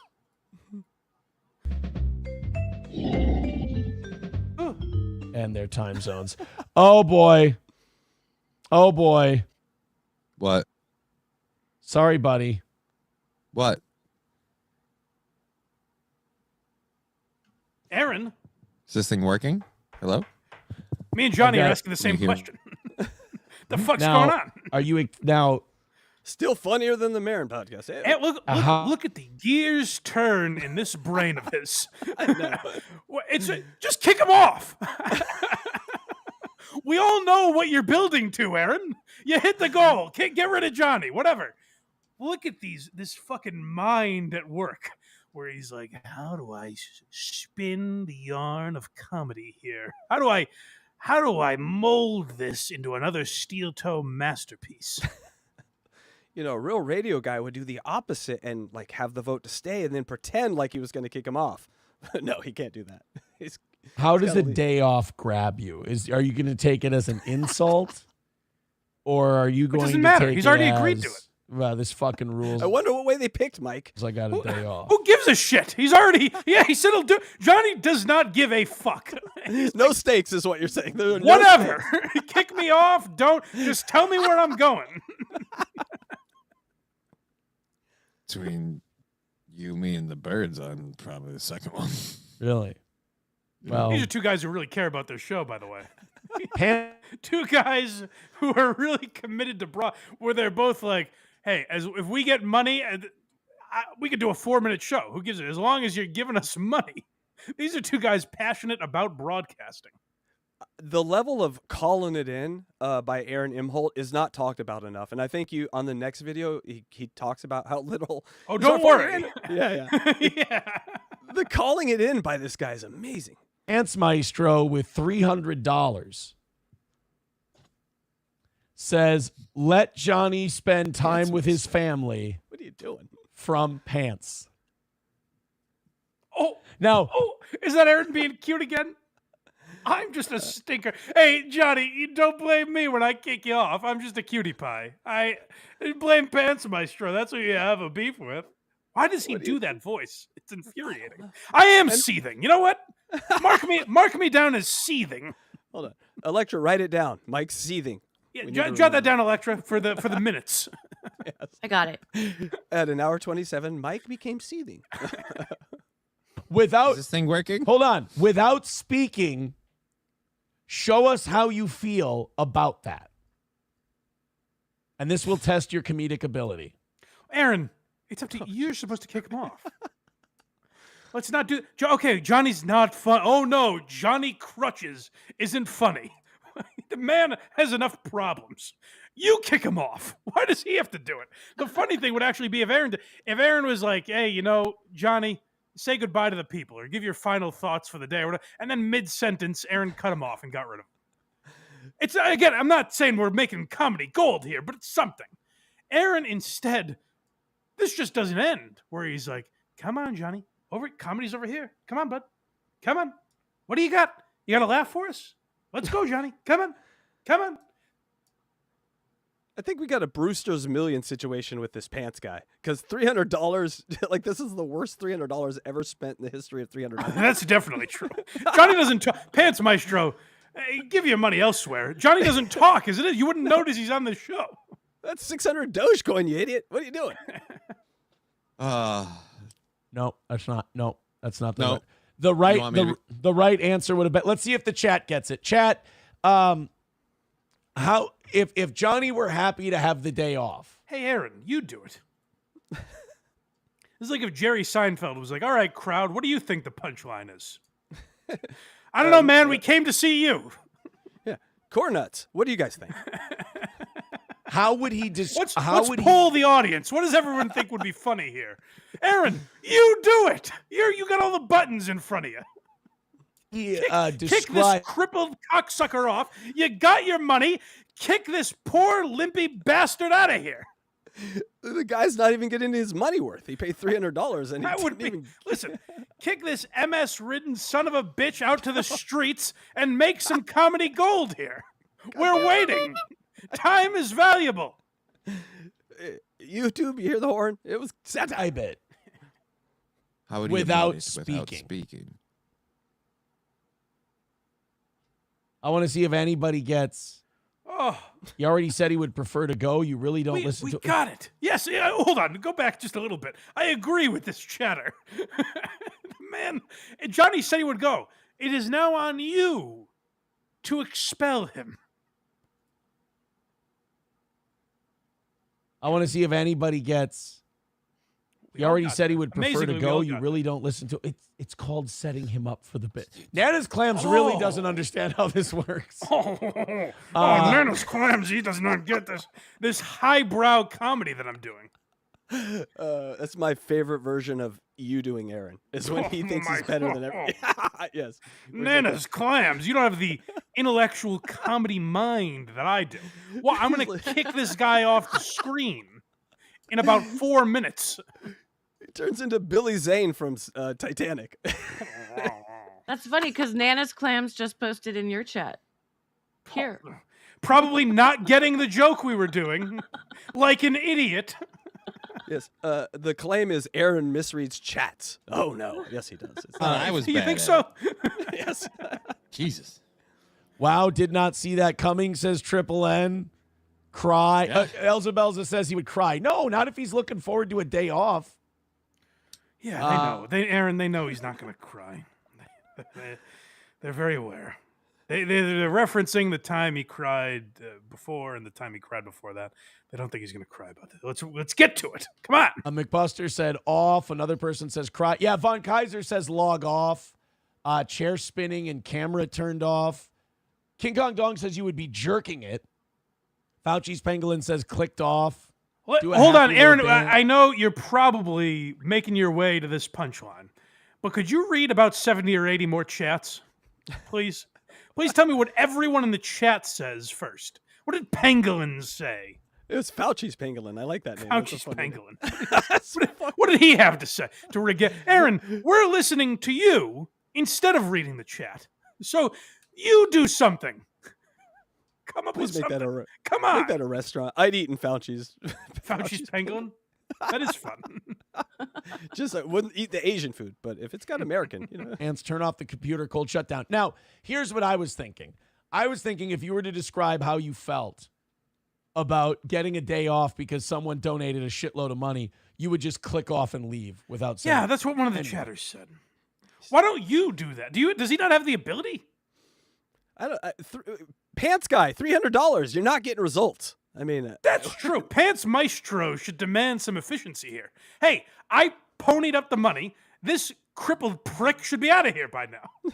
You just gave him We've a given him bad 5 extra minutes. give him a bad setup for $300 that we're suffering through. Thanks a lot, Pants guy. You would just go, fuck you guys. I'm out of here. That would be rude. Who would do that? It would be really rude. And you know, if while you know I'm what? I'm almost empathizing with Aaron a little bit. Johnny is not taking the hint here. He's lit up a cigarette. He's like chilling. Johnny, roll away. Come on. in the middle of talking, and I was there he goes. Mercifully getting to the end of the bit. A little more monster there for you. All right. Hope you like that, Aaron. All right, now we got the 4-year anniversary, Mike. Okay. Aaron, let me see. I don't see any super chats, so let's just move right on to that. Yes, this is amazing. What are you, not super chatting us, you clowns?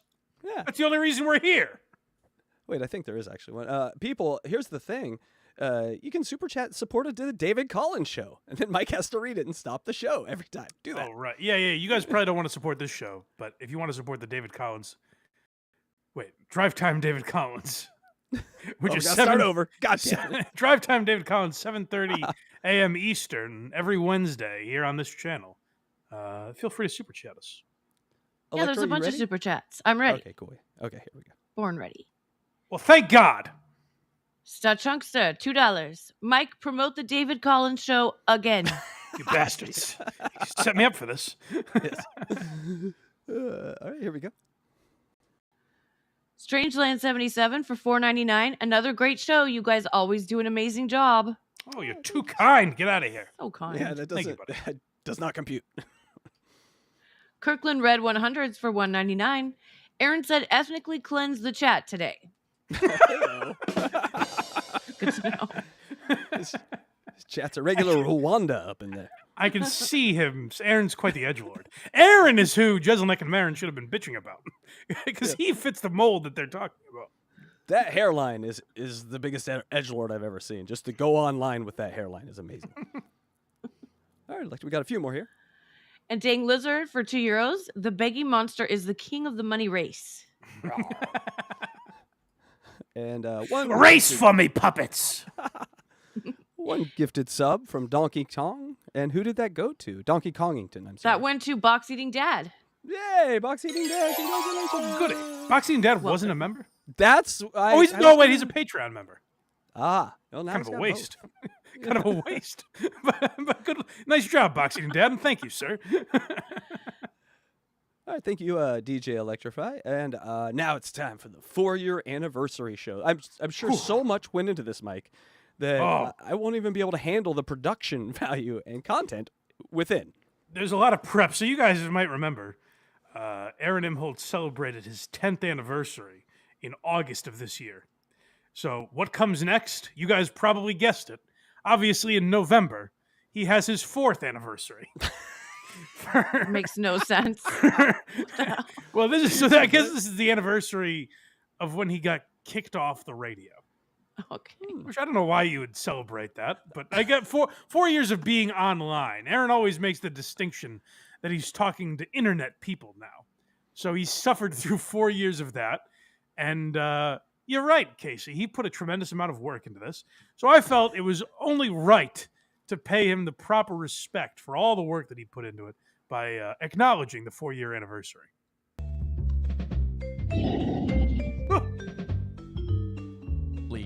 Welcome, guys. It's Black Friday. This isn't going to be a regular show. We're not going to be going over all the news. We got some stuff, we got some filler that will Hold on. Filler. This part we talked about on this little piggy on Friday when I was over there, and the audacity to say that to to literally say to your audience, we've got some horse shit I don't care about that we can get to if you want me to, I guess. But really, we're here for one purpose. So so for me today, I guess the Jeselnik Maron stuff and the Steel Toe stuff, that would be the filler of the program. Let's find out the real reason we're all here today. We'll throw in here. But here's what today is. Today is number 1, going down memory lane. Okay, all We're right. going to take your super chats and your Rumble wait a rants. minute. That's memory lane for It's sure. all- Carl, That's all or I can someone- remember. Carl or someone said, I like that it's not even part of number 2. It's not number 1. He injects super. He goes, number 1, memory lane, where you can, super chat us and Rumble rant us if you want. So I can't. Sorry, go ahead, Casey. I can't get over the filler thing. Imagine Led It's Zeppelin. so insulting to everyone. Check out Stairway to Heaven, then there's a couple songs, and then there's Kashmir. The ones in the middle, don't worry about. It's a bunch of horse shit we threw on there to call it an album. And bingo bango, you pay us $20 and there you go. You think it, you don't say it. God damn. Sorry to interrupt you. We have a bunch of content to get us through the time between super chats. And then he says, hey, it's a 4-year anniversary show, so we walk down memory lane. I'm not really into it, but you know what? As a guy that has not been around for the duration of Steel Toe's time on the internet, I actually might have been interested in being it's something I would probably never do, is a clip show of our own podcast, where I'm remember when Craig said this, gang, and then we play a clip? It's something I would probably never do. But there are people here that are subscribed. Make sure you subscribe, folks. That were not here years ago. So, maybe if we talked about old clips, it would be beneficial to them in the sense that, they would now know new episodes to look up and be oh, that actually does interest me. I'll go back and find that. I'm totally fine with that. The idea that Aaron prepared nothing. Aaron doesn't have any of those moments to play. What he says is, here's the goal for the show today. You guys super chat us and go, hey, Aaron, remember when April was on the show? And then Aaron goes, oh, yeah, I remember. Thanks for the $10. That's the premise of today's episode. Worst Chris Farley show ever. The big 4-year anniversary. I start to realize now, after you said that 3 years and 8 months of this 4 years, there's a person now accusing him of sucking another man. So yeah, I wouldn't want to go back. And headbutting her, by the way. I know. Well, we got 4 months of clips to choose from for our 4 year. Your PayPals and your Venmos, and you throw in a little either a memory or a question or whatever, and we'll go through that. We'll also tear open some envelopes, and basically each $100 will be an hour up to 6 hours. Remember when Aaron hot tubbed with the Ricadas? Oh, I remember. Remember that floating condom, Aaron? If we get up to $600 today, we'll go till noon. Otherwise, $200 to get to 8 o'clock, 300 to get to 9, 400 Yes, to get to 10, Yes. Jesus and then 600 to get to noon. Has there ever been a show? Has there ever been a show that dealt more in numbers? Not math shows are like. I'm sure too there are many numbers. mathematical shows that are. Neil deGrasse Tyson is like too many numbers, man. I can't follow it. That's how we'll do it today. And we've got 4 guests. 4-year numbers. anniversary, 4 guests. Those start at 8 o'clock. He's addicted to numbers. We compared him to Cookie Monster last week, and he's a Sesame Street character. We've got 4 guests to get us through 6 hours. Anyone else saw me almost do 7, but At 100 an hour, people. God. now So you can if you leave the goal at 8 a.m. and give $20, how much more money does Aaron have to make to get to noon? I thought you were going to say if you're walking on a train giving the goal and it goes, if you're walking 5 miles faster than the speed of light, does the goal still get the money? see If you where my leave St. dilemma Cloud, Minnesota, is. This show Goal today, math, baby. me getting up early after Thanksgiving and all that, complete man. money grab. I'm sorry. 100% money grab. I'm sorry, what? What are we watching? At least he's Aaron, honest first of all, talking like he's a coal miner. Like, I got up Black Friday morning, which we all know is an international holiday that everyone gets off work. By the way, like, it's actually a good day to be like everyone's home. Like, it's actually a smart day for you to be podcasting. Yeah. And he's like, "Oh my god, I woke up at the crack of dawn this morning, and have to sit here and talk to you people, for which you must pay me money. I want to grab your money." To call it a complete money grab is so insulting. And I said this the other day too. We're gonna get past the clips I already talked about on this little piggy. Don't worry. But just to reiterate that, it is so insulting. Like, to once in a while be like, "Oh yeah, this thing we're doing, total money grab." By the way, like, I'm sure I did something like that when we did the goal show because I was kidding. Like, people did not need to donate to me to keep the lights on. If you do it tongue in cheek once in a while, totally fine. This is actually a money grab. It doesn't make it more enjoyable that Aaron's being honest with us. He's like, "No, what do you mean? I'm robbing you. My hand's in your pocket. I'm taking your wallet out and I'm filing through it. A few credit cards. These seem like they should be mine. I'm taking your cash. But what? Why are you so mad? I'm being honest with you." It reminds me of Schindler's List when that commandant started being nice, but then he was like, "No, not going to be nice." Sort of the same attitude.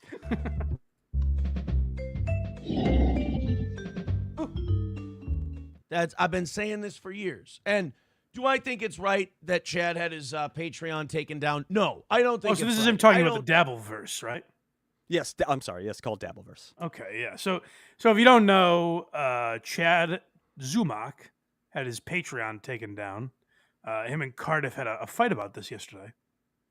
In fact, do we have any gasp sounds or like shock sounds to describe? Okay, well, not yet. Okay. Just identifying it, boss. Chad Zumak and Cardiff Electric were on my buddy Tuki's show, Be Dabbling Live, yesterday. And they argued about Chad Zumak getting his Patreon taken down.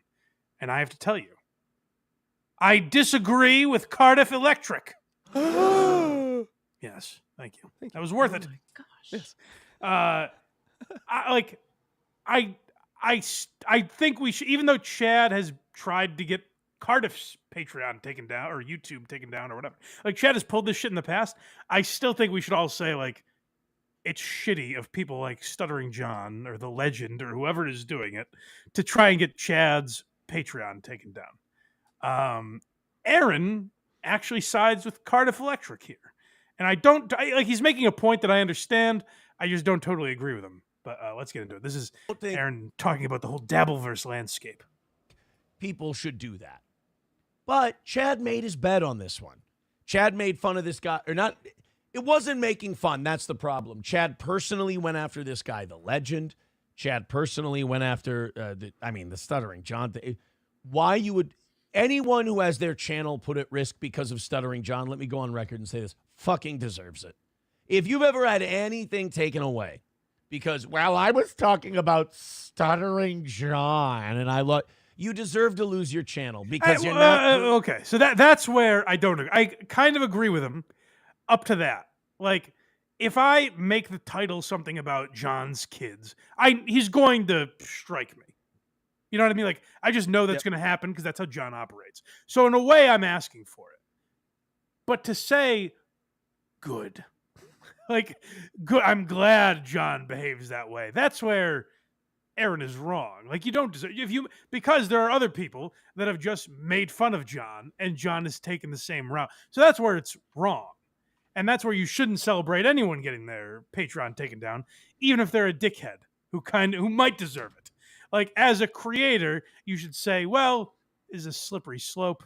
Like, Chad titling his fucking YouTube whatever the fuck he did, titling a video on his Patreon or his YouTube something dumb, it doesn't mean that he should have his income erased. That video should be taken down, and maybe they throw a warning at him or whatever, but it shouldn't be this thing where you build up an audience somewhere. I don't know how many subscribers Chad had, but like if you build up an audience on Patreon, me as a Patreon user, as a guy that has a Patreon, I don't think that's right.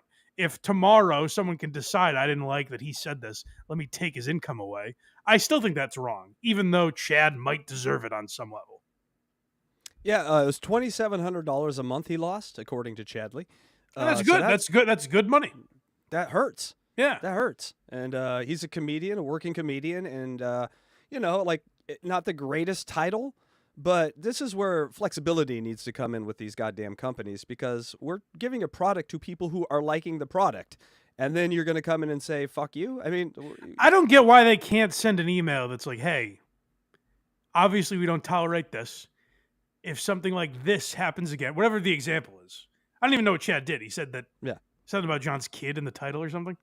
Yeah, he just said his kid has a D. Yeah, so I think you could say dick. Or lost it. But I don't want, this is not my channel. I don't want to come after. I appreciate it. But like, I think Patreon could send Chad an email and be like, you do this again, we're taking your channel down. I don't get why we've gone past that, where it's just like, well, you're gone forever now. Sorry. Yeah, the market inefficiency in these streaming services, or where we broadcast from, is just communication. The first one that figures out just to communicate with us what they want, and then we'll give them the results. We don't want to lose our channels or shows or anything. We'll change, but you don't like correct behavior. You correct behavior by taking channels in 90-day suspensions. Then we leave and we go do other things. And so, right, no matter how edgy or whatever Chad wants to be, I imagine if Patreon sent him an email saying we can't allow this, Chad would have taken it down. Absolutely. You know what I mean? Like if they said we're taking your channel away, then Chad would. And if he didn't, then Patreon could do what they want. But I don't get why there can't be like a, hey, just so you know, these are our rules. It's just bad business, man. Just bad business. Yeah. So I don't agree, because, and my general philosophy on this is Cardiff or Aaron or whatever. One day you guys might say something where people can take your shit away, and then someone else can go, yeah, but they said it was no big deal when Chad lost his channel, so maybe they deserve it. You know, that's where it's a slippery slope. But. Well, I mean, Cardiff lost his channel, and I feel the same fucking sympathy for him, that he shouldn't have lost his goddamn channel for a mistake that, like, how many hundreds Well, again, with hours... Chad, it wasn't a mistake. Chad did that on purpose. No, so it wasn't like a mistake, but I still don't get why you can't be like, hey, Chad, fucking knock that off. You know, instead of just taking it away from him immediately. But yeah, it makes creative. You're not interesting. You're not talented, and you shouldn't have a show. Oh. It's over. You. Oh, I'm sorry. This might be a little more. I thought we were having a nuanced discussion about Chad Zumock losing his channel. I forgot that it was actually a little more about this. It was more about Aaron trying to get into the Dabbleverse and failing at it, I guess. Talentless, horrible show. Never stop me, Aaron. Hell, you guys, Dabbleverse guys, it's over. The views are all down. The money's all down. You're all eating each other for the last year. Mine aren't. You're killing it. My views aren't down. My money isn't down. So I don't know. I can't speak for anyone else. Like, I'm doing okay. Sorry, Aaron. Yeah, you bring. Oh, I'm not going to talk about it. You bring new people into the thing, so of course you're like a stream into the ocean. Fucking done, guys. I mean, you got podcasts out there that are tribute podcasts of tribute podcasts of tribute podcasts. They're doing 30 people at a time. What does that mean? I'm trying to figure out who he's talking about. What is a tribute podcast? I'm not. It seems like you're being sarcastic. I'm actually asking. No, I have no idea what the fuck he's talking. Maybe he's talking about. Podcast. Is he? Because he's talking about a bunch of people at a time. So maybe he's talking about panel shows where there's just like 12 people on panel. But that's a tribute to what? I don't know. I have no idea what the tribute means. But Electra, your thoughts? What is tribute channel? I think a tribute channel is one that watches other people's shows and then talks about it. Okay. We're paying tribute to Aaron Imholt right now. God damn it. Oh, I didn't realize. Yes, Aaron, we are commemorating your great work. Yes, and thanks, chat, for all paying tribute to us right now. Thank you. You think that's what Aaron actually...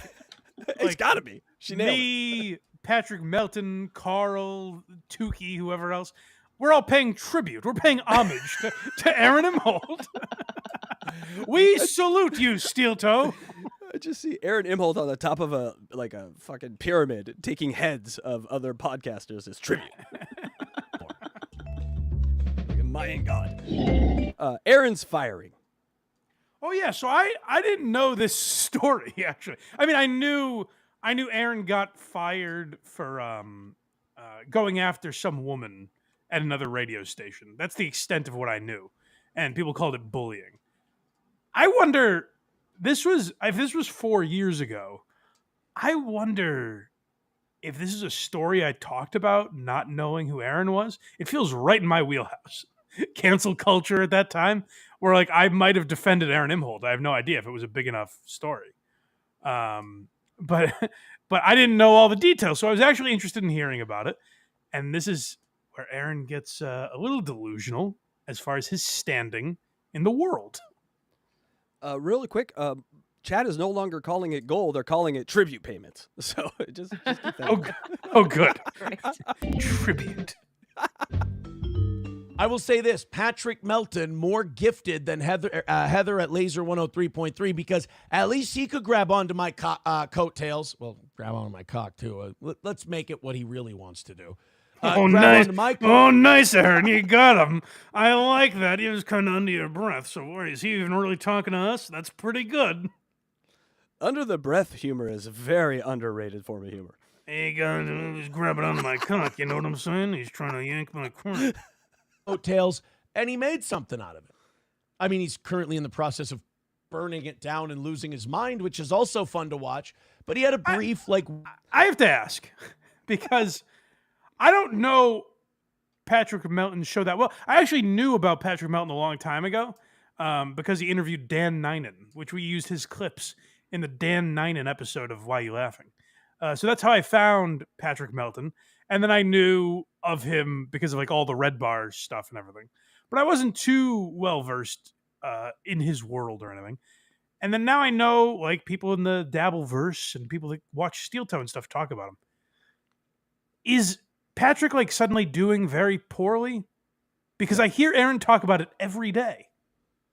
I'm actually there might be something I'm missing. Guys in the chat or in the comments, let me know. I'm open-minded. You guys know here, I have no loyalty to anyone. I'm an open-minded guy. Except that Carl, who I keep defending, despite every time he betrays me. But I'm actually curious about Patrick Melton because I go on to listen to Aaron all the time. And he's always talking about how Patrick is failing. He seems, when I've interacted with him, he seems fine to me. He seems happy, but that's not how Aaron portrays him.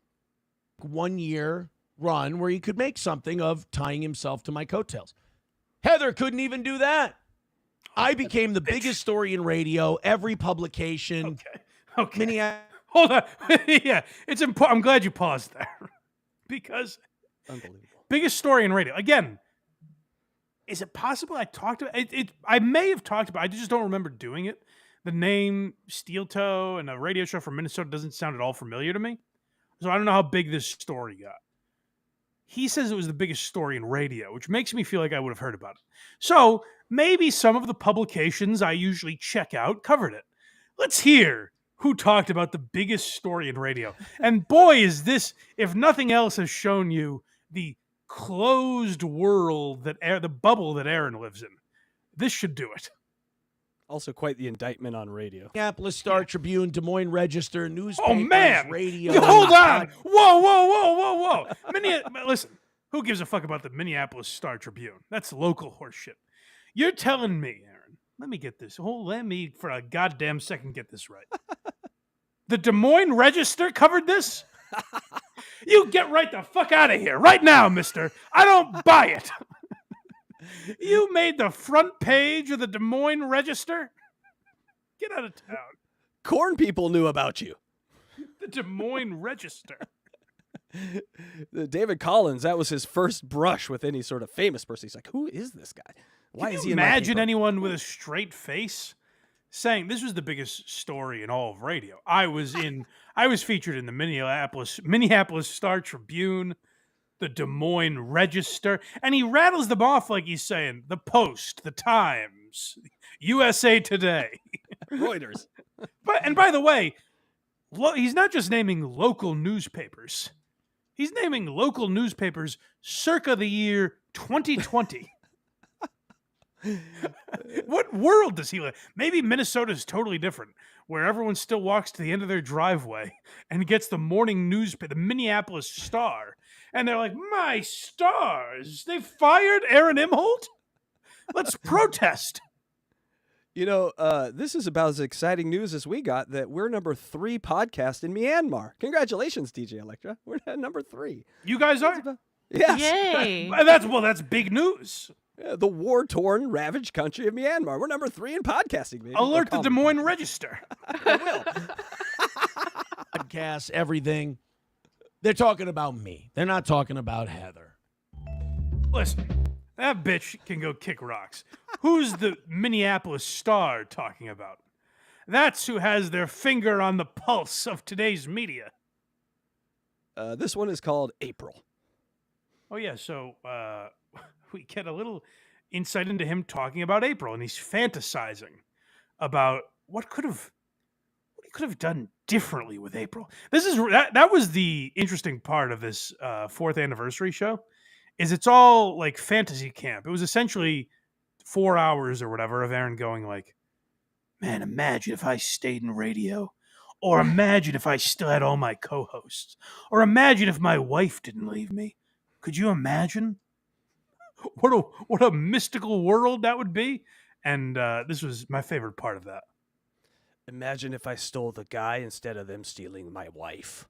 And not once does he ask, like, hey, maybe I shouldn't have done drugs with the Ricadas.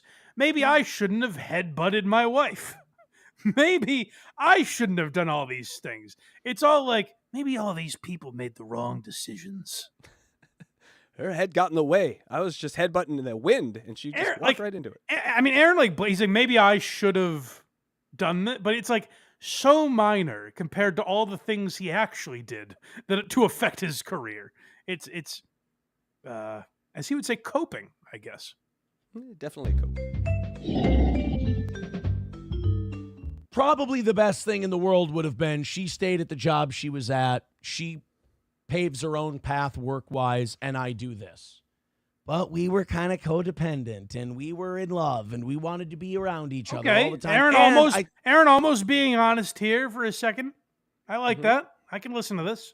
And this is, by the way, what you're hearing now. Like, I would hear this stuff, and I would say, like, yeah, maybe there's moments of like douching it, but he seems like a fine broadcast. I didn't realize the delusion because he would mask it with stuff like you just heard. Well, that was my part of it. I think her part of it, she wanted to be Mrs. Steeltoe. Okay.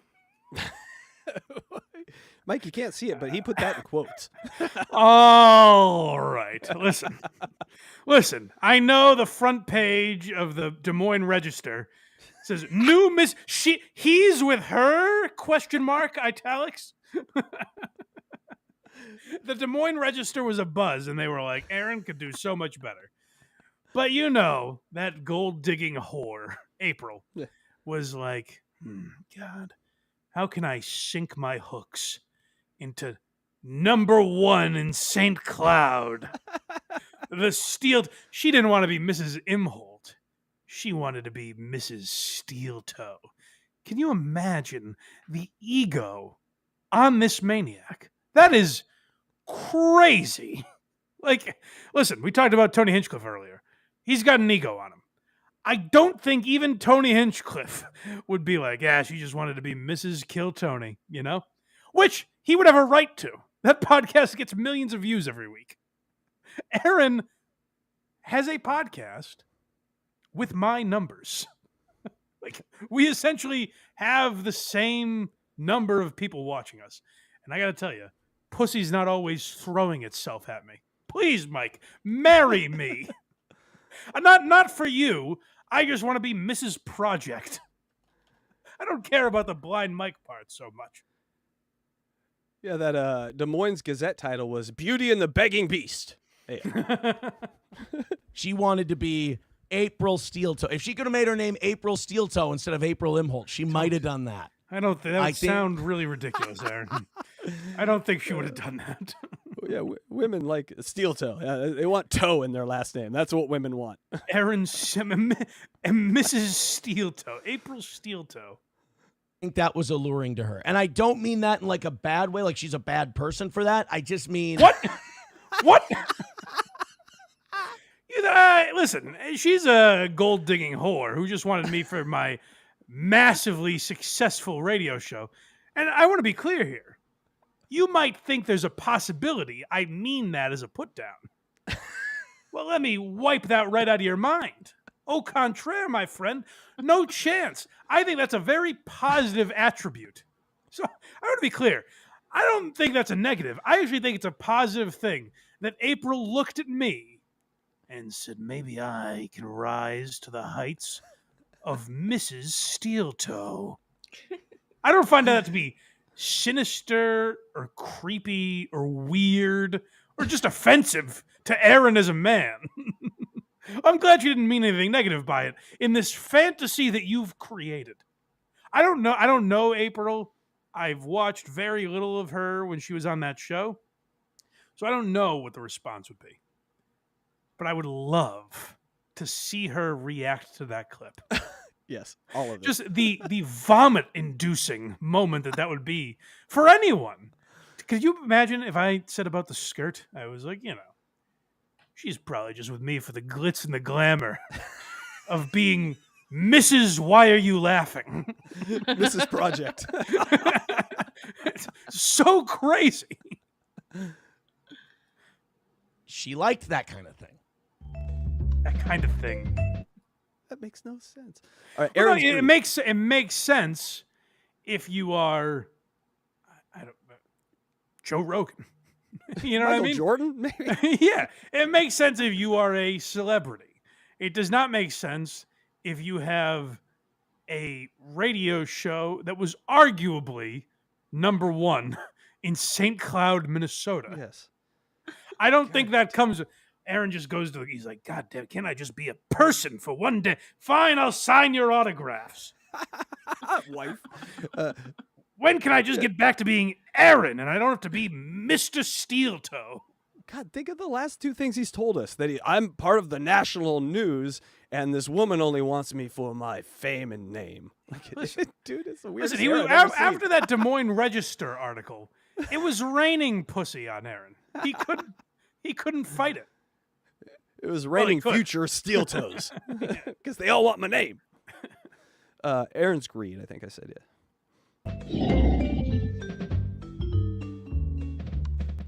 To work today. There's all the links. It's our 4-year anniversary of leaving radio What does and that coming mean, to the Aaron? internet. We Wait, didn't he get fired? Leaving? Yeah, not no, what he he said? left. It was amicable. Both at the same time. An executive from the radio station and Aaron, the executive said, "All right, Aaron, let's both say what we're thinking on 3. 1, 2," and then they both said, "I should leave and start an internet show." And they're like, hey, samesies. Let me get you some Stonies coupons for your trip out of here. Also, he left the marriage too. He just likes saying he leaves things that leave him. Yeah, he just he one day decided, like, yeah, maybe I should leave.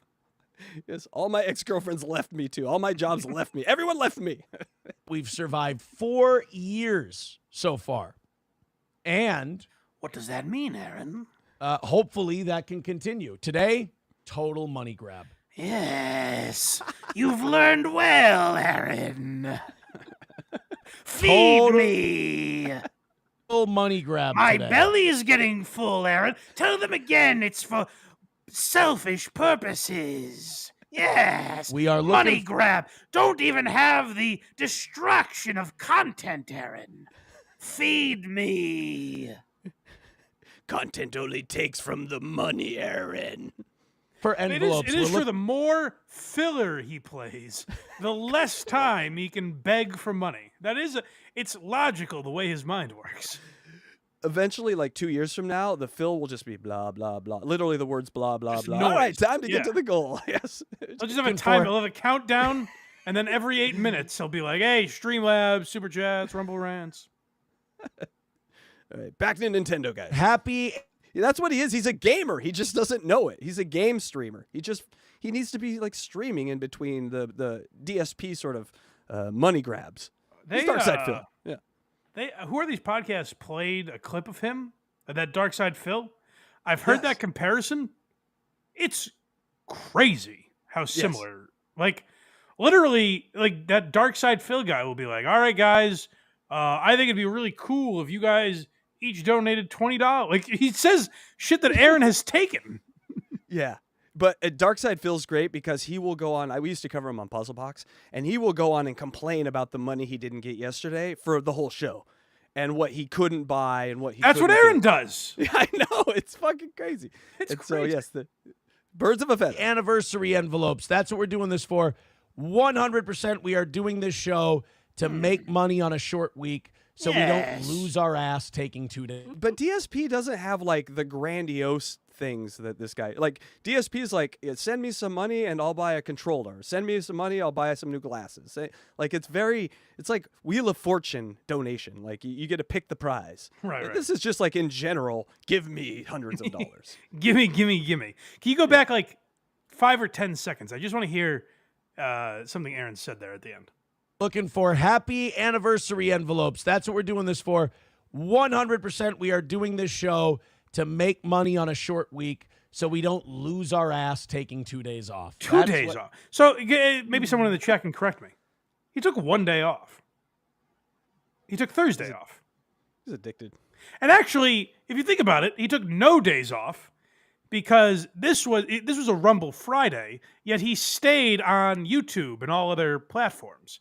So he did the same amount of shows. What does he mean 2 days off? He took He didn't beg for money on Thanksgiving. Wait, He was does down he at the think- soup kitchen with the other beggars. Maybe he thinks each show is a day. So if I do 2 shows in a day, that's 2 days.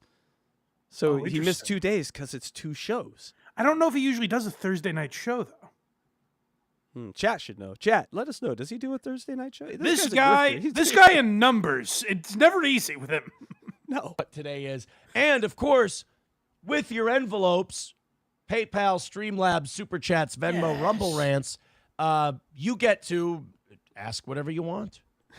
Instead of a beautiful mind, it's an ugly mind with her. You mean it, Aaron? You mean I can ask whatever I want? All right. Hey, Aaron, did you headbutt your wife? Like, How'd really? that cock Are you taste? gonna read anything, Aaron, if I pay you money? Because I don't think you will. No. About the anniversary. You can read But anything you want. We are What a delicious treat that is for the Beggy monster. Also, it does bring up a point. My favorite segments of BMP used to be where Blind Mike would answer questions. Can you bring that back at some point? I like that. That was fun. Only if you pay me. Okay, sorry. Yeah. Only if people send me money, because that's the only reason a show is worth doing. That is true. You know what? I did that. I never thought of this. I did that before the show was monetized on a week where like I didn't have that much to talk about. Mhm. So like I literally did what Aaron was doing for no money and then stopped once I was like, all right, people are actually paying for this. We gotta we gotta put a move on here. And Aaron has the exact opposite, where he's like, oh no, you pay me so that I do nothing. $80 away from going Rumble exclusive, and it has to come in the next 3 minutes. Otherwise, it didn't. I'm having a few. Spoiler. Yeah, It that's a didn't. lot. That's- Where are you now, Pants Man? Feeling that I might only be working another hour today. Well, I- Aaron, I don't- think don't the threaten us audience- like that. Calling this work, what you're doing. Want for an anniversary show is lacking, and the only thing making this anniversary show happen is my own greed. That might be it. Yeah, It it's not a might. great reason to broadcast. I hate when he thinks he has these weird insights on himself that are really honest because they're just gross. We all know it. It's He gets to them last. Yeah, he's the last one at the party. Yeah, you're right. Like it's like he's realizing he's like, hey, I'm just gonna be honest with you. This is just for my own greed. Oh, you mean like we've all been saying for months? We've all last been one in the making fun port- of you for that. What Aaron calls seething is us getting to a quicker realization than he has. He's the last one at the concert to use the porta potty, and Yeah. same results. It might just be Aaron's greed that's keeping me on the That air might today. be. It certainly is. Yes, hey, nailed You it. have nothing to talk about. That's of course that's the premise of the show. And then he'll never address like that's the thing about doing that tongue in cheek where he's like, I'm just being a cutie. It's just my greed that keeps me on, right, gang? But he'll never address the fact that he literally prepared nothing for the show and just kept saying, come on, guys, send money. What do you say? He went, hey guys, we've been here 4 years. Send clips, and I might talk about them if you pay. Not even What send an clips. anniversary show. Send memories. Say Memories. something that triggers a memory, and I'll talk about it. I won't even post the clip. Yeah. This next one's called Begging. Well, that's unusual. Did I hear my name? You did. Well, I think it's good that Bob wants a streaming life and a real life. That's healthy. Oh, I That's forgot good. about this. I forgot about this cocksucker who lulled me into almost agreeing with him, by the way. He goes, talking about the Dabbleverse is lame, man. There's nothing gayer than talking Dabbleverse. And then he does like 15 minutes on Bob Levy versus Shuley. As I couldn't deep as it believe gets what- in the Dabbleverse. I couldn't believe what I was witnessing. He's like, oh man, doing these drama shows is so lit. Which, again, this is where like I got lost in Aaron's manipulation and trickery. Where like I might have heard it a year ago where I'm like, I kind of agree with an overall point he was making. Where I think the guys who use their shows as an ATM, I don't know if you can think of any of those, Aaron, but I think the guys that use their shows as like an ATM where it's like, I'll just pop on and do a show. I don't have anything prepared. Just send me money and I'll read your super chats. I think that's kind of like gross. Feels almost like too like do whatever you want, I guess, if people are paying you. It just feels weird. It feels like you're not a broadcaster. To quote my friend Anthony Jeselnik, you're not a podcaster at this point. You know what I mean? You're just a guy like asking for money from people on the internet. Now, it's funny that Aaron shares that take with me because he's literally in the middle of a show where he's like, I'm doing this because of my own greed. Please send me money because I have nothing else to talk about. And then criticizes the Dabbleverse and then gets into Shuley and Bob. All right, sorry, we're caught up. Yes, the Aaron paradox. Yeah. The Aradox. What's not healthy is going, we need to crank up like people call me an e-beggar. Listen, at least I'm honest. At least I'm open. These other guys you watch that do shows at all hours of the night. That any right day of the there. week. That right there is Aaron's entire mentality. I beg. Sure, I beg. But I'm better than Kevin Brennan and Stuttering John because I beg at the same time every day. I beg at 7 a.m. and 8 p.m. or whenever his show is. Like, I beg at those two times. Kevin Brennan sometimes begs at a non-scheduled hour. So that makes me better than him. Yes, consistent beggar is greater than random beggar. Everyone knows this, Mike. I guess The it's the Newton kind law. of I guess it's the kind of logic you have to have. Like, when everyone's making fun of you, you have two options. I like to think the path that I would take is being like, oh, everyone's making fun of me. There must be something I'm doing that's mockable. Let me examine that internally and maybe talk about it on the show. Or you can take Aaron's path and go like, hey, people make fun of me. There's other people that are even worse. Yes. Yeah, I guess. Yeah. I guess. That doesn't make you not bad. No, and comparison is the death of joy. So that it makes a lot of sense that that's what all these guys do is they compare. How about it's golf, baby? It's you versus the course, not you versus anyone else. Well, listen to this, because I don't even really understand the comparison he's making. He's like, I'm on it. Like, these guys are bad because they do it at different times. I know. It's consistent with me. And they do an emergency show. You don't think that's begging for money?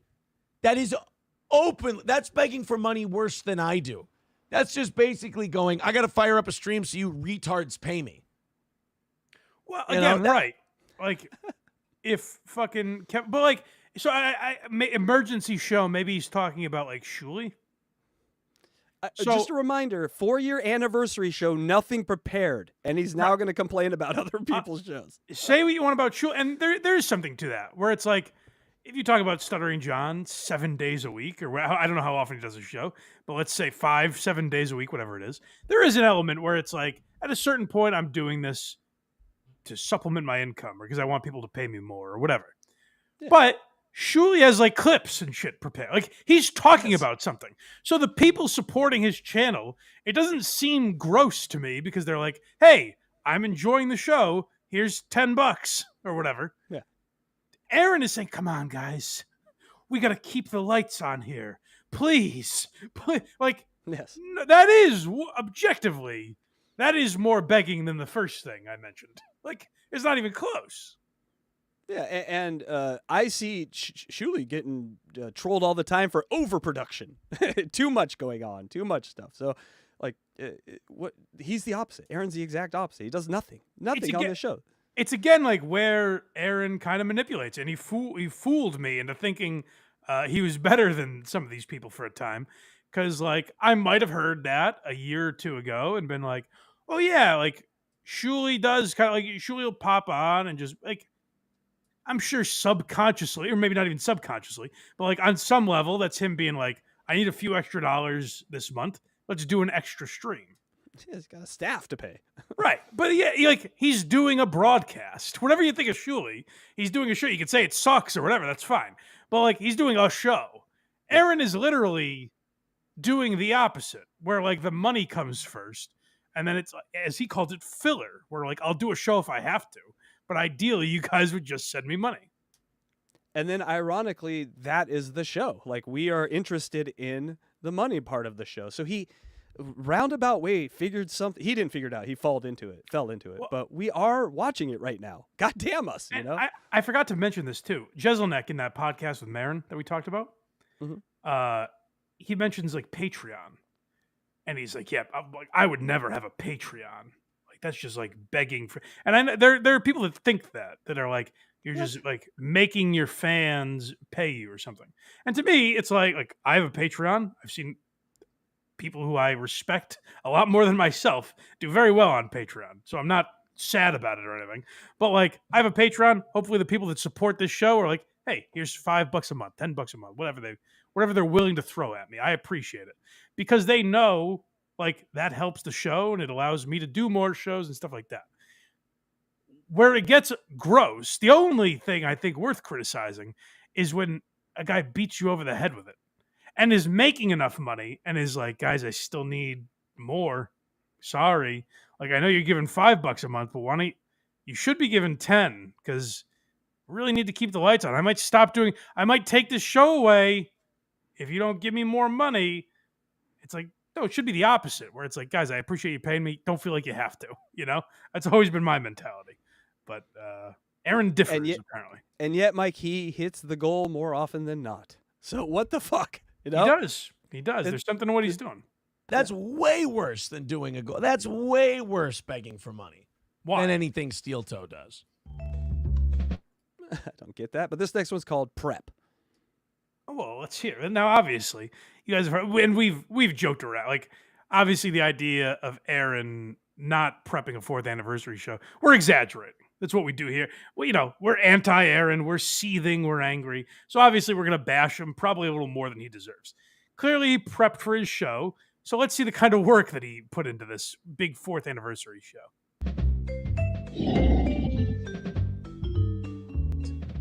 Chad Buzamok with $1 says, speaking of producers, did you plan, prep, or put together any vids or clips of old Steel Toe days? Maybe out time into doing that, money would flow. Well, I tell you what, we are always up for requests. I can go grab any clip at a moment's notice. What are you, I nuts? can go find it. Are you insane? All right, Aaron, I'm thinking of a particular segment from March of 2021. Go find that for me.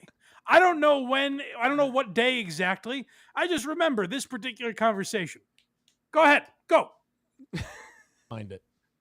It's very easy to do. That's what No, it isn't. On the fly? Show. What are you, crazy?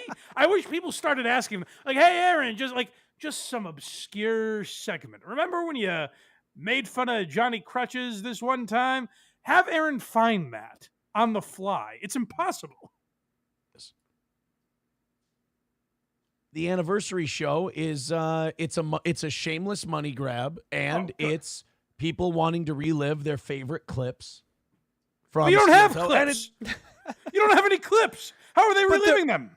But they're right at the finger's touch. I can get them at any moment, Mike. Any moment I can get them. Do you know what clip you need? Do you know how difficult that would be? Impossible. Go to Aaron's YouTube channel. Every episode is 4.5 hours. How the fuck would you sift through that live on air? You wouldn't. It's just celebrating 4 years of being listener support. It would all just be his ex-wife in a bikini anyway. That's the only thing that would be requested. Supported and away from the radio. It's hey, wait a minute. Just kind of January 1st will be 4 years of me being listener supported. Uh-oh. You guys owe me money. No, listen, I've been listener supported for 4 years. They've already paid. They don't owe me more. What a crazy thing to be like, I've been listener supported for 4 years. So come on, pay me more, pay me extra, please. It's a Scientology contract of fandom. It's a billion years. You gotta pay. That's so kind of a fun time. I can't imagine like people on my Patreon who pay monthly already or yearly. Yeah, go get a subscription for yourselves if you're not already. But the people that pay monthly or yearly, I can't imagine sending them a message and saying, hey, gang, who wants to celebrate being subscribed to this for 4 years by giving me even more than you already have? Come on, let's get in on the fun. What do you say? Absolutely. And then also with Patreon now, you can gift a Blind Mike Patreon subscription. So, bring others to the party. You guys do owe me next month, so you might as well get ahead of it and buy a bunch of gifted memberships. I'm for everybody. Thank you, guys. $50 more will keep this thing going. We've got guests. Our guests start at 8 o'clock. Oh, the guests are very exciting. Yes, guest tease, the final clip from Aaron. The guests are very exciting. You guys aren't going to believe. Go with me and pretend you haven't already seen this. Okay. You guys aren't going to believe who Aaron has on his guest. So listen to the tease he gives out, and then I will reveal who Aaron had on the Steel Toe Morning Show. Let's hear how he frames this.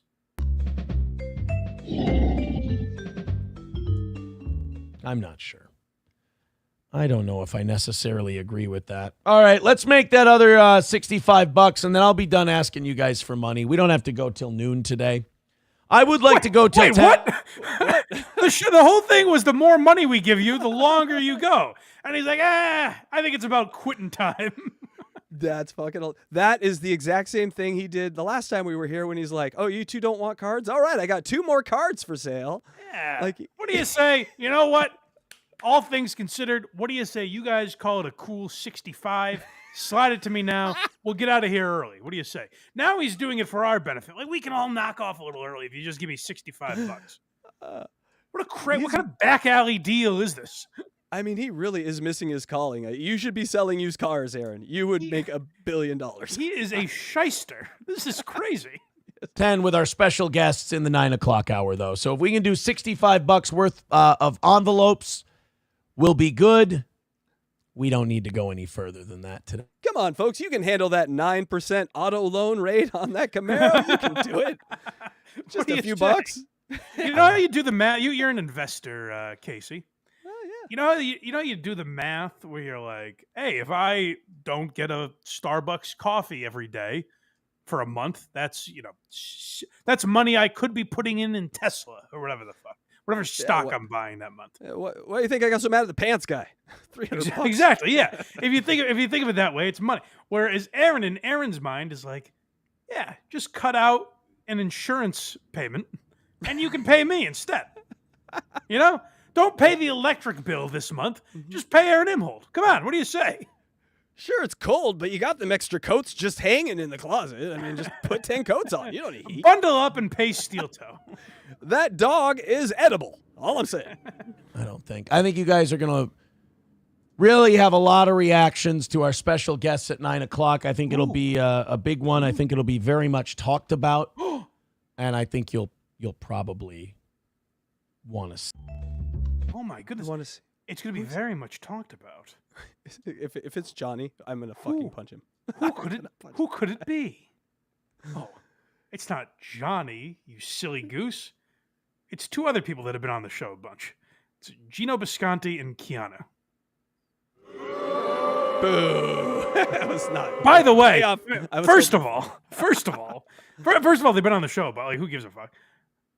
Gino, it seems like a perfectly nice guy. Seems like a great guy, actually. Seems like he'd probably be fun to hang out with, have a few drinks with. Seems like a fun, nice guy. The worst podcast guest. I don't understand why people have him on. He's like notoriously a bad podcast guest. I remember when I started listening to Legion of Skanks 9 years ago, they had Gino Bisconti on, and the joke was that all the guys were miserable because of what a bad guest he is. Gino does not listen. He does not contribute to the conversation. No. He wants to get to the points Gino wants to make. And I think Gino would agree with everything I'm saying. Like I said, seems like a great guy from the little interactions I've had with him. Seems very nice. Makes the 9/11 hijackers look like the JV team. He's a hijacker, baby. He is a terrible guest on a I'm not even saying his show. I'm sure his show is terrific. He gets to all the points he wants to get to. As a guest, he's terrible because he doesn't listen, doesn't give a fuck what anyone else is talking about, just gets to what Gino wants to get to. So already, it's a terrible tease. But then what you might say is, no, Mike, you got it all wrong.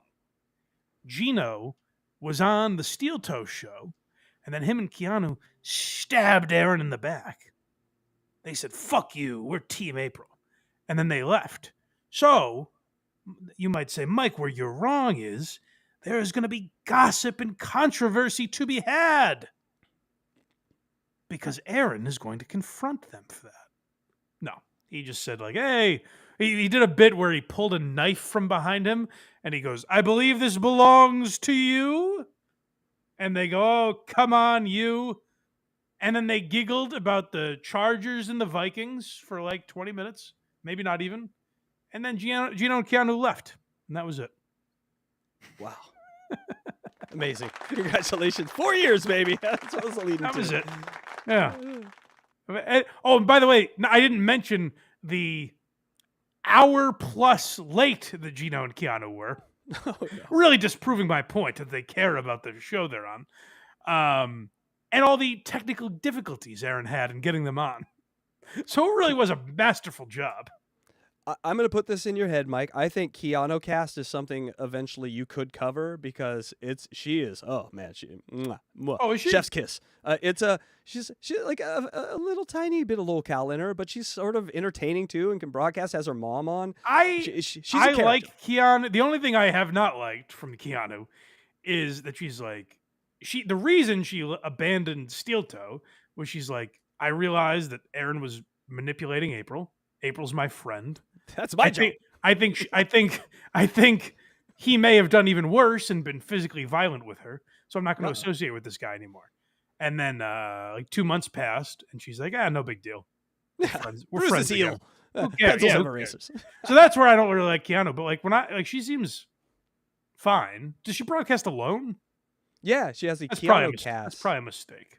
And then her mom, I think, comes on there. I haven't watched a lot of it. Also a mistake. Yeah. But I can say that one time there was a gun firing. Something always happens on her show. Well, outside, like there was like the shooting. Oh. You remember that? Yeah. Okay, So like that was her show. Stuff always happens on her show. Just something to throw in the thing when you're looking. We're one short this week. Who can I look at? Just check out Keanu one time. I bet you'll find it interesting. Well, keep that in mind. But yeah, that's all we have from Steel Toe. So, did we hit our goal today? We did not. We're not at 10,000 yet. Oh, but you we're people! like 20 Disrespectful. You people don't care about me. No, but we do have some. What if I asked? That's what I've been reduced to. God, I hope. I really, please send this show to Aaron Imholt. He hates that monster. It's all over this thing. I just scares wanna him. He's very scary. Electra, are you ready for some super chats? And we'll get out of here. And go. All right, let's do it. But by the Micah way, Mills. Oh, when go you ahead. do get out of here, these two will be live on HACKRIDE's channel. So go over there after this. You can just stay and chat, people. You can just relax, pull your pants down, and do other things with your hands. That's right. All right, thank you. Go ahead, Electra. That's what I'm doing. All right. Adam, for $4.99, can you make a Craigie Monster Chasing School Buses t-shirt? Yes. I don't know if YouTube will allow that. No, I'm it's a sorry, t-shirt. t-shirt. Yes. Oh. I got to tell you, people have requested the Craigophile shirt. I bet. I liked the logo very much. I couldn't do it in good conscience. He's a man with a family. I couldn't sell t-shirts that say something close to pedophile with his face on them. I couldn't bring myself to do it. You heard Blind Mike. Find the Craigophile shirts over at the HACKRIDE store. That's right, people. We got them over there. We have no morals. Also, Craig beat the charges, so that's why it's fun to put up there. Sure. Dolahan for €2. I guess the 1-year divorce anniversary is soon. Yes. That's true. That's another month. Any You day can have an now. anniversary. Yeah. When's the headbutt anniversary? That's the one I want to celebrate. That might be coming up too. We all put little red marks on our foreheads like it's that Sunday where you put the Ash cross. Wednesday. Forehead Tuesday. And Little Lemmy for $5. Yeah, Tiny Little DJ Electra on the desk is the cutest thing I've ever seen. Oh, Is yes, that the she real is. Little Lemmy? Because she comes up a lot on Aaron's show. It is. It is. Oh, the I real- don't know her, but I know She Little has a Lemmy's great awesome. show too on Yeah. I think Okay. in the morning. Twitch on Rumble. She's on, or is it Rumble now? It used to be Twitch. Yeah, she's really good. Aaron talks about her a fair amount. That's why I've heard her name a lot recently. But thank you for watching. You remember the MTV show Daria in the 90s about the Yeah. girl that was just disaffected by Yeah, everything? yeah. That's her, Yeah. man. She is. Okay. She's Mhm. Daria. All It's right. awesome. Yeah. All right. Itchy the Wrecker for 2 A's. Okay. Remember when you did the Beggy Monster, Mike? I remember. Ah, yes. I I do remember remember. that. Good old times. We need to do an anniversary show next week about the time that you did the begging. We should have played clips today. I'm sorry. It's the Last 1 week's- week anniversary. Oh, we got to do that. When we're out of content, that's just perfect. We'll just play last week's content and do the anniversary of it. You're a genius, Aaron. Ding Lizard, €2. The Count, Aaron, and Beggy Monster. Steel Toey Street. Oh, that would be adorable. One, the double today. 2 hours of no content. Blah. Perfect. That's fucking hilarious. Ding Lizard for €5. Cardiff's point was Chad's a hypocrite for striking channels and calling people whining bitches when they lose their channel. I Not that striking is right. completely understand. No, I get Cardiff's point. My point is, like, I still don't root for Chad's. I'm not like, oh, good. I still think it's wrong. And John should be shit on for it. Like, I still think that's wrong, even though Chad's obviously a hypocrite. I got Carter's point, though. Ultimately, I said I disagree with Cardiff for shock value. I get what he's saying. I just don't. There's aspects of it I don't totally align with him. It's like that Monty Python song, All Sperm Are Sacred. All channels are sacred, people. Don't strike any channel. Doesn't matter what they do, what they are. Like, we're out here trying to create for you. Yeah, leave us alone. Exactly. 2 more here. Tyler Assay, $5. Aaron is just stealing all the Daywave bits. Next, he's going to spin a wheel for something. And I like to see it as YouTube is copying the goal from BMP. I think they are too. I think that's listen. Yeah. Was the goal on YouTube before your big making a thing out of it? No, it was just That's sort of fair. this hidden dark That's place that Aaron had. So Do my boys at Daywave do that stuff? I've been on Daywave several times, and I didn't know they spun a wheel or anything like that. I think they ROTC you're talking about, right? Those guys. Yeah. Yeah, I think that they've been around long enough where they've kind of done everything. So Yeah. So Maybe. I'm sure. Yeah, we got some gifted memberships. Oh, From thank you. Hulkamania gave out 5. Thank Thank you. you so much. And 2 more super chats here just came in. Oh, God, you're too nice. Oh, this is a super sticker, $3.99. Pair character Oh. exaggeratedly stretching his arms forward to offer a cup of coffee. That's very sweet. Thank you. And finally, from our boy.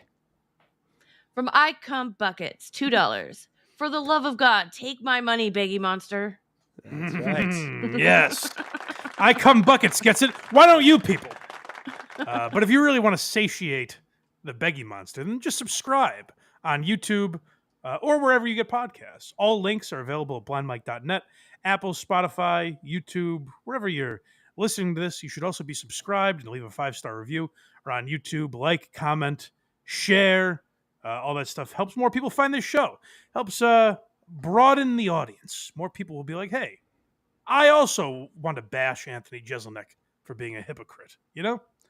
And that's it. J37shop.com. Oh, Make sure you yeah. Go over there. I forgot to mention that. J37shop.com. My buddy Joe from Virginia has gone mentally ill. He's giving things away.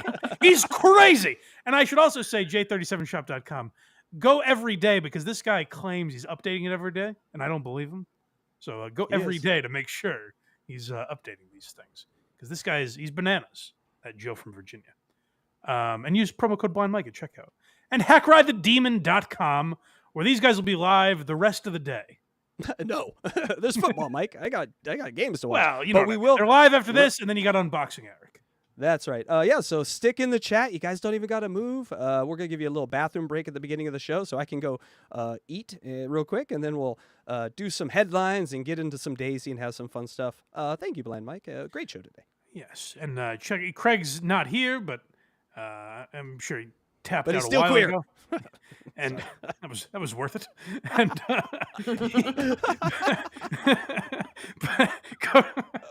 go to verygoodshow.org and support Craig. And I say all of that to most importantly lead to what this YouTube channel revolves around, and that is 7:30 a.m. Eastern Wednesday mornings, where you can find Drive Time David Collins. It's our flagship show. It's what everyone comes here for.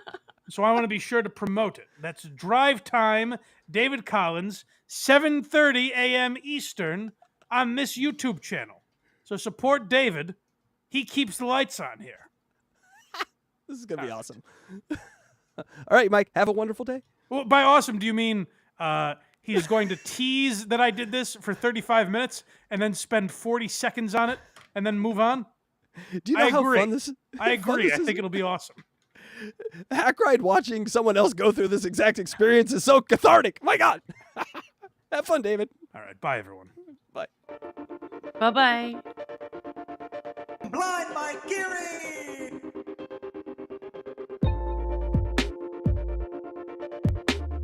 I talk like this, it's silly. This is my punchline, it's a voice.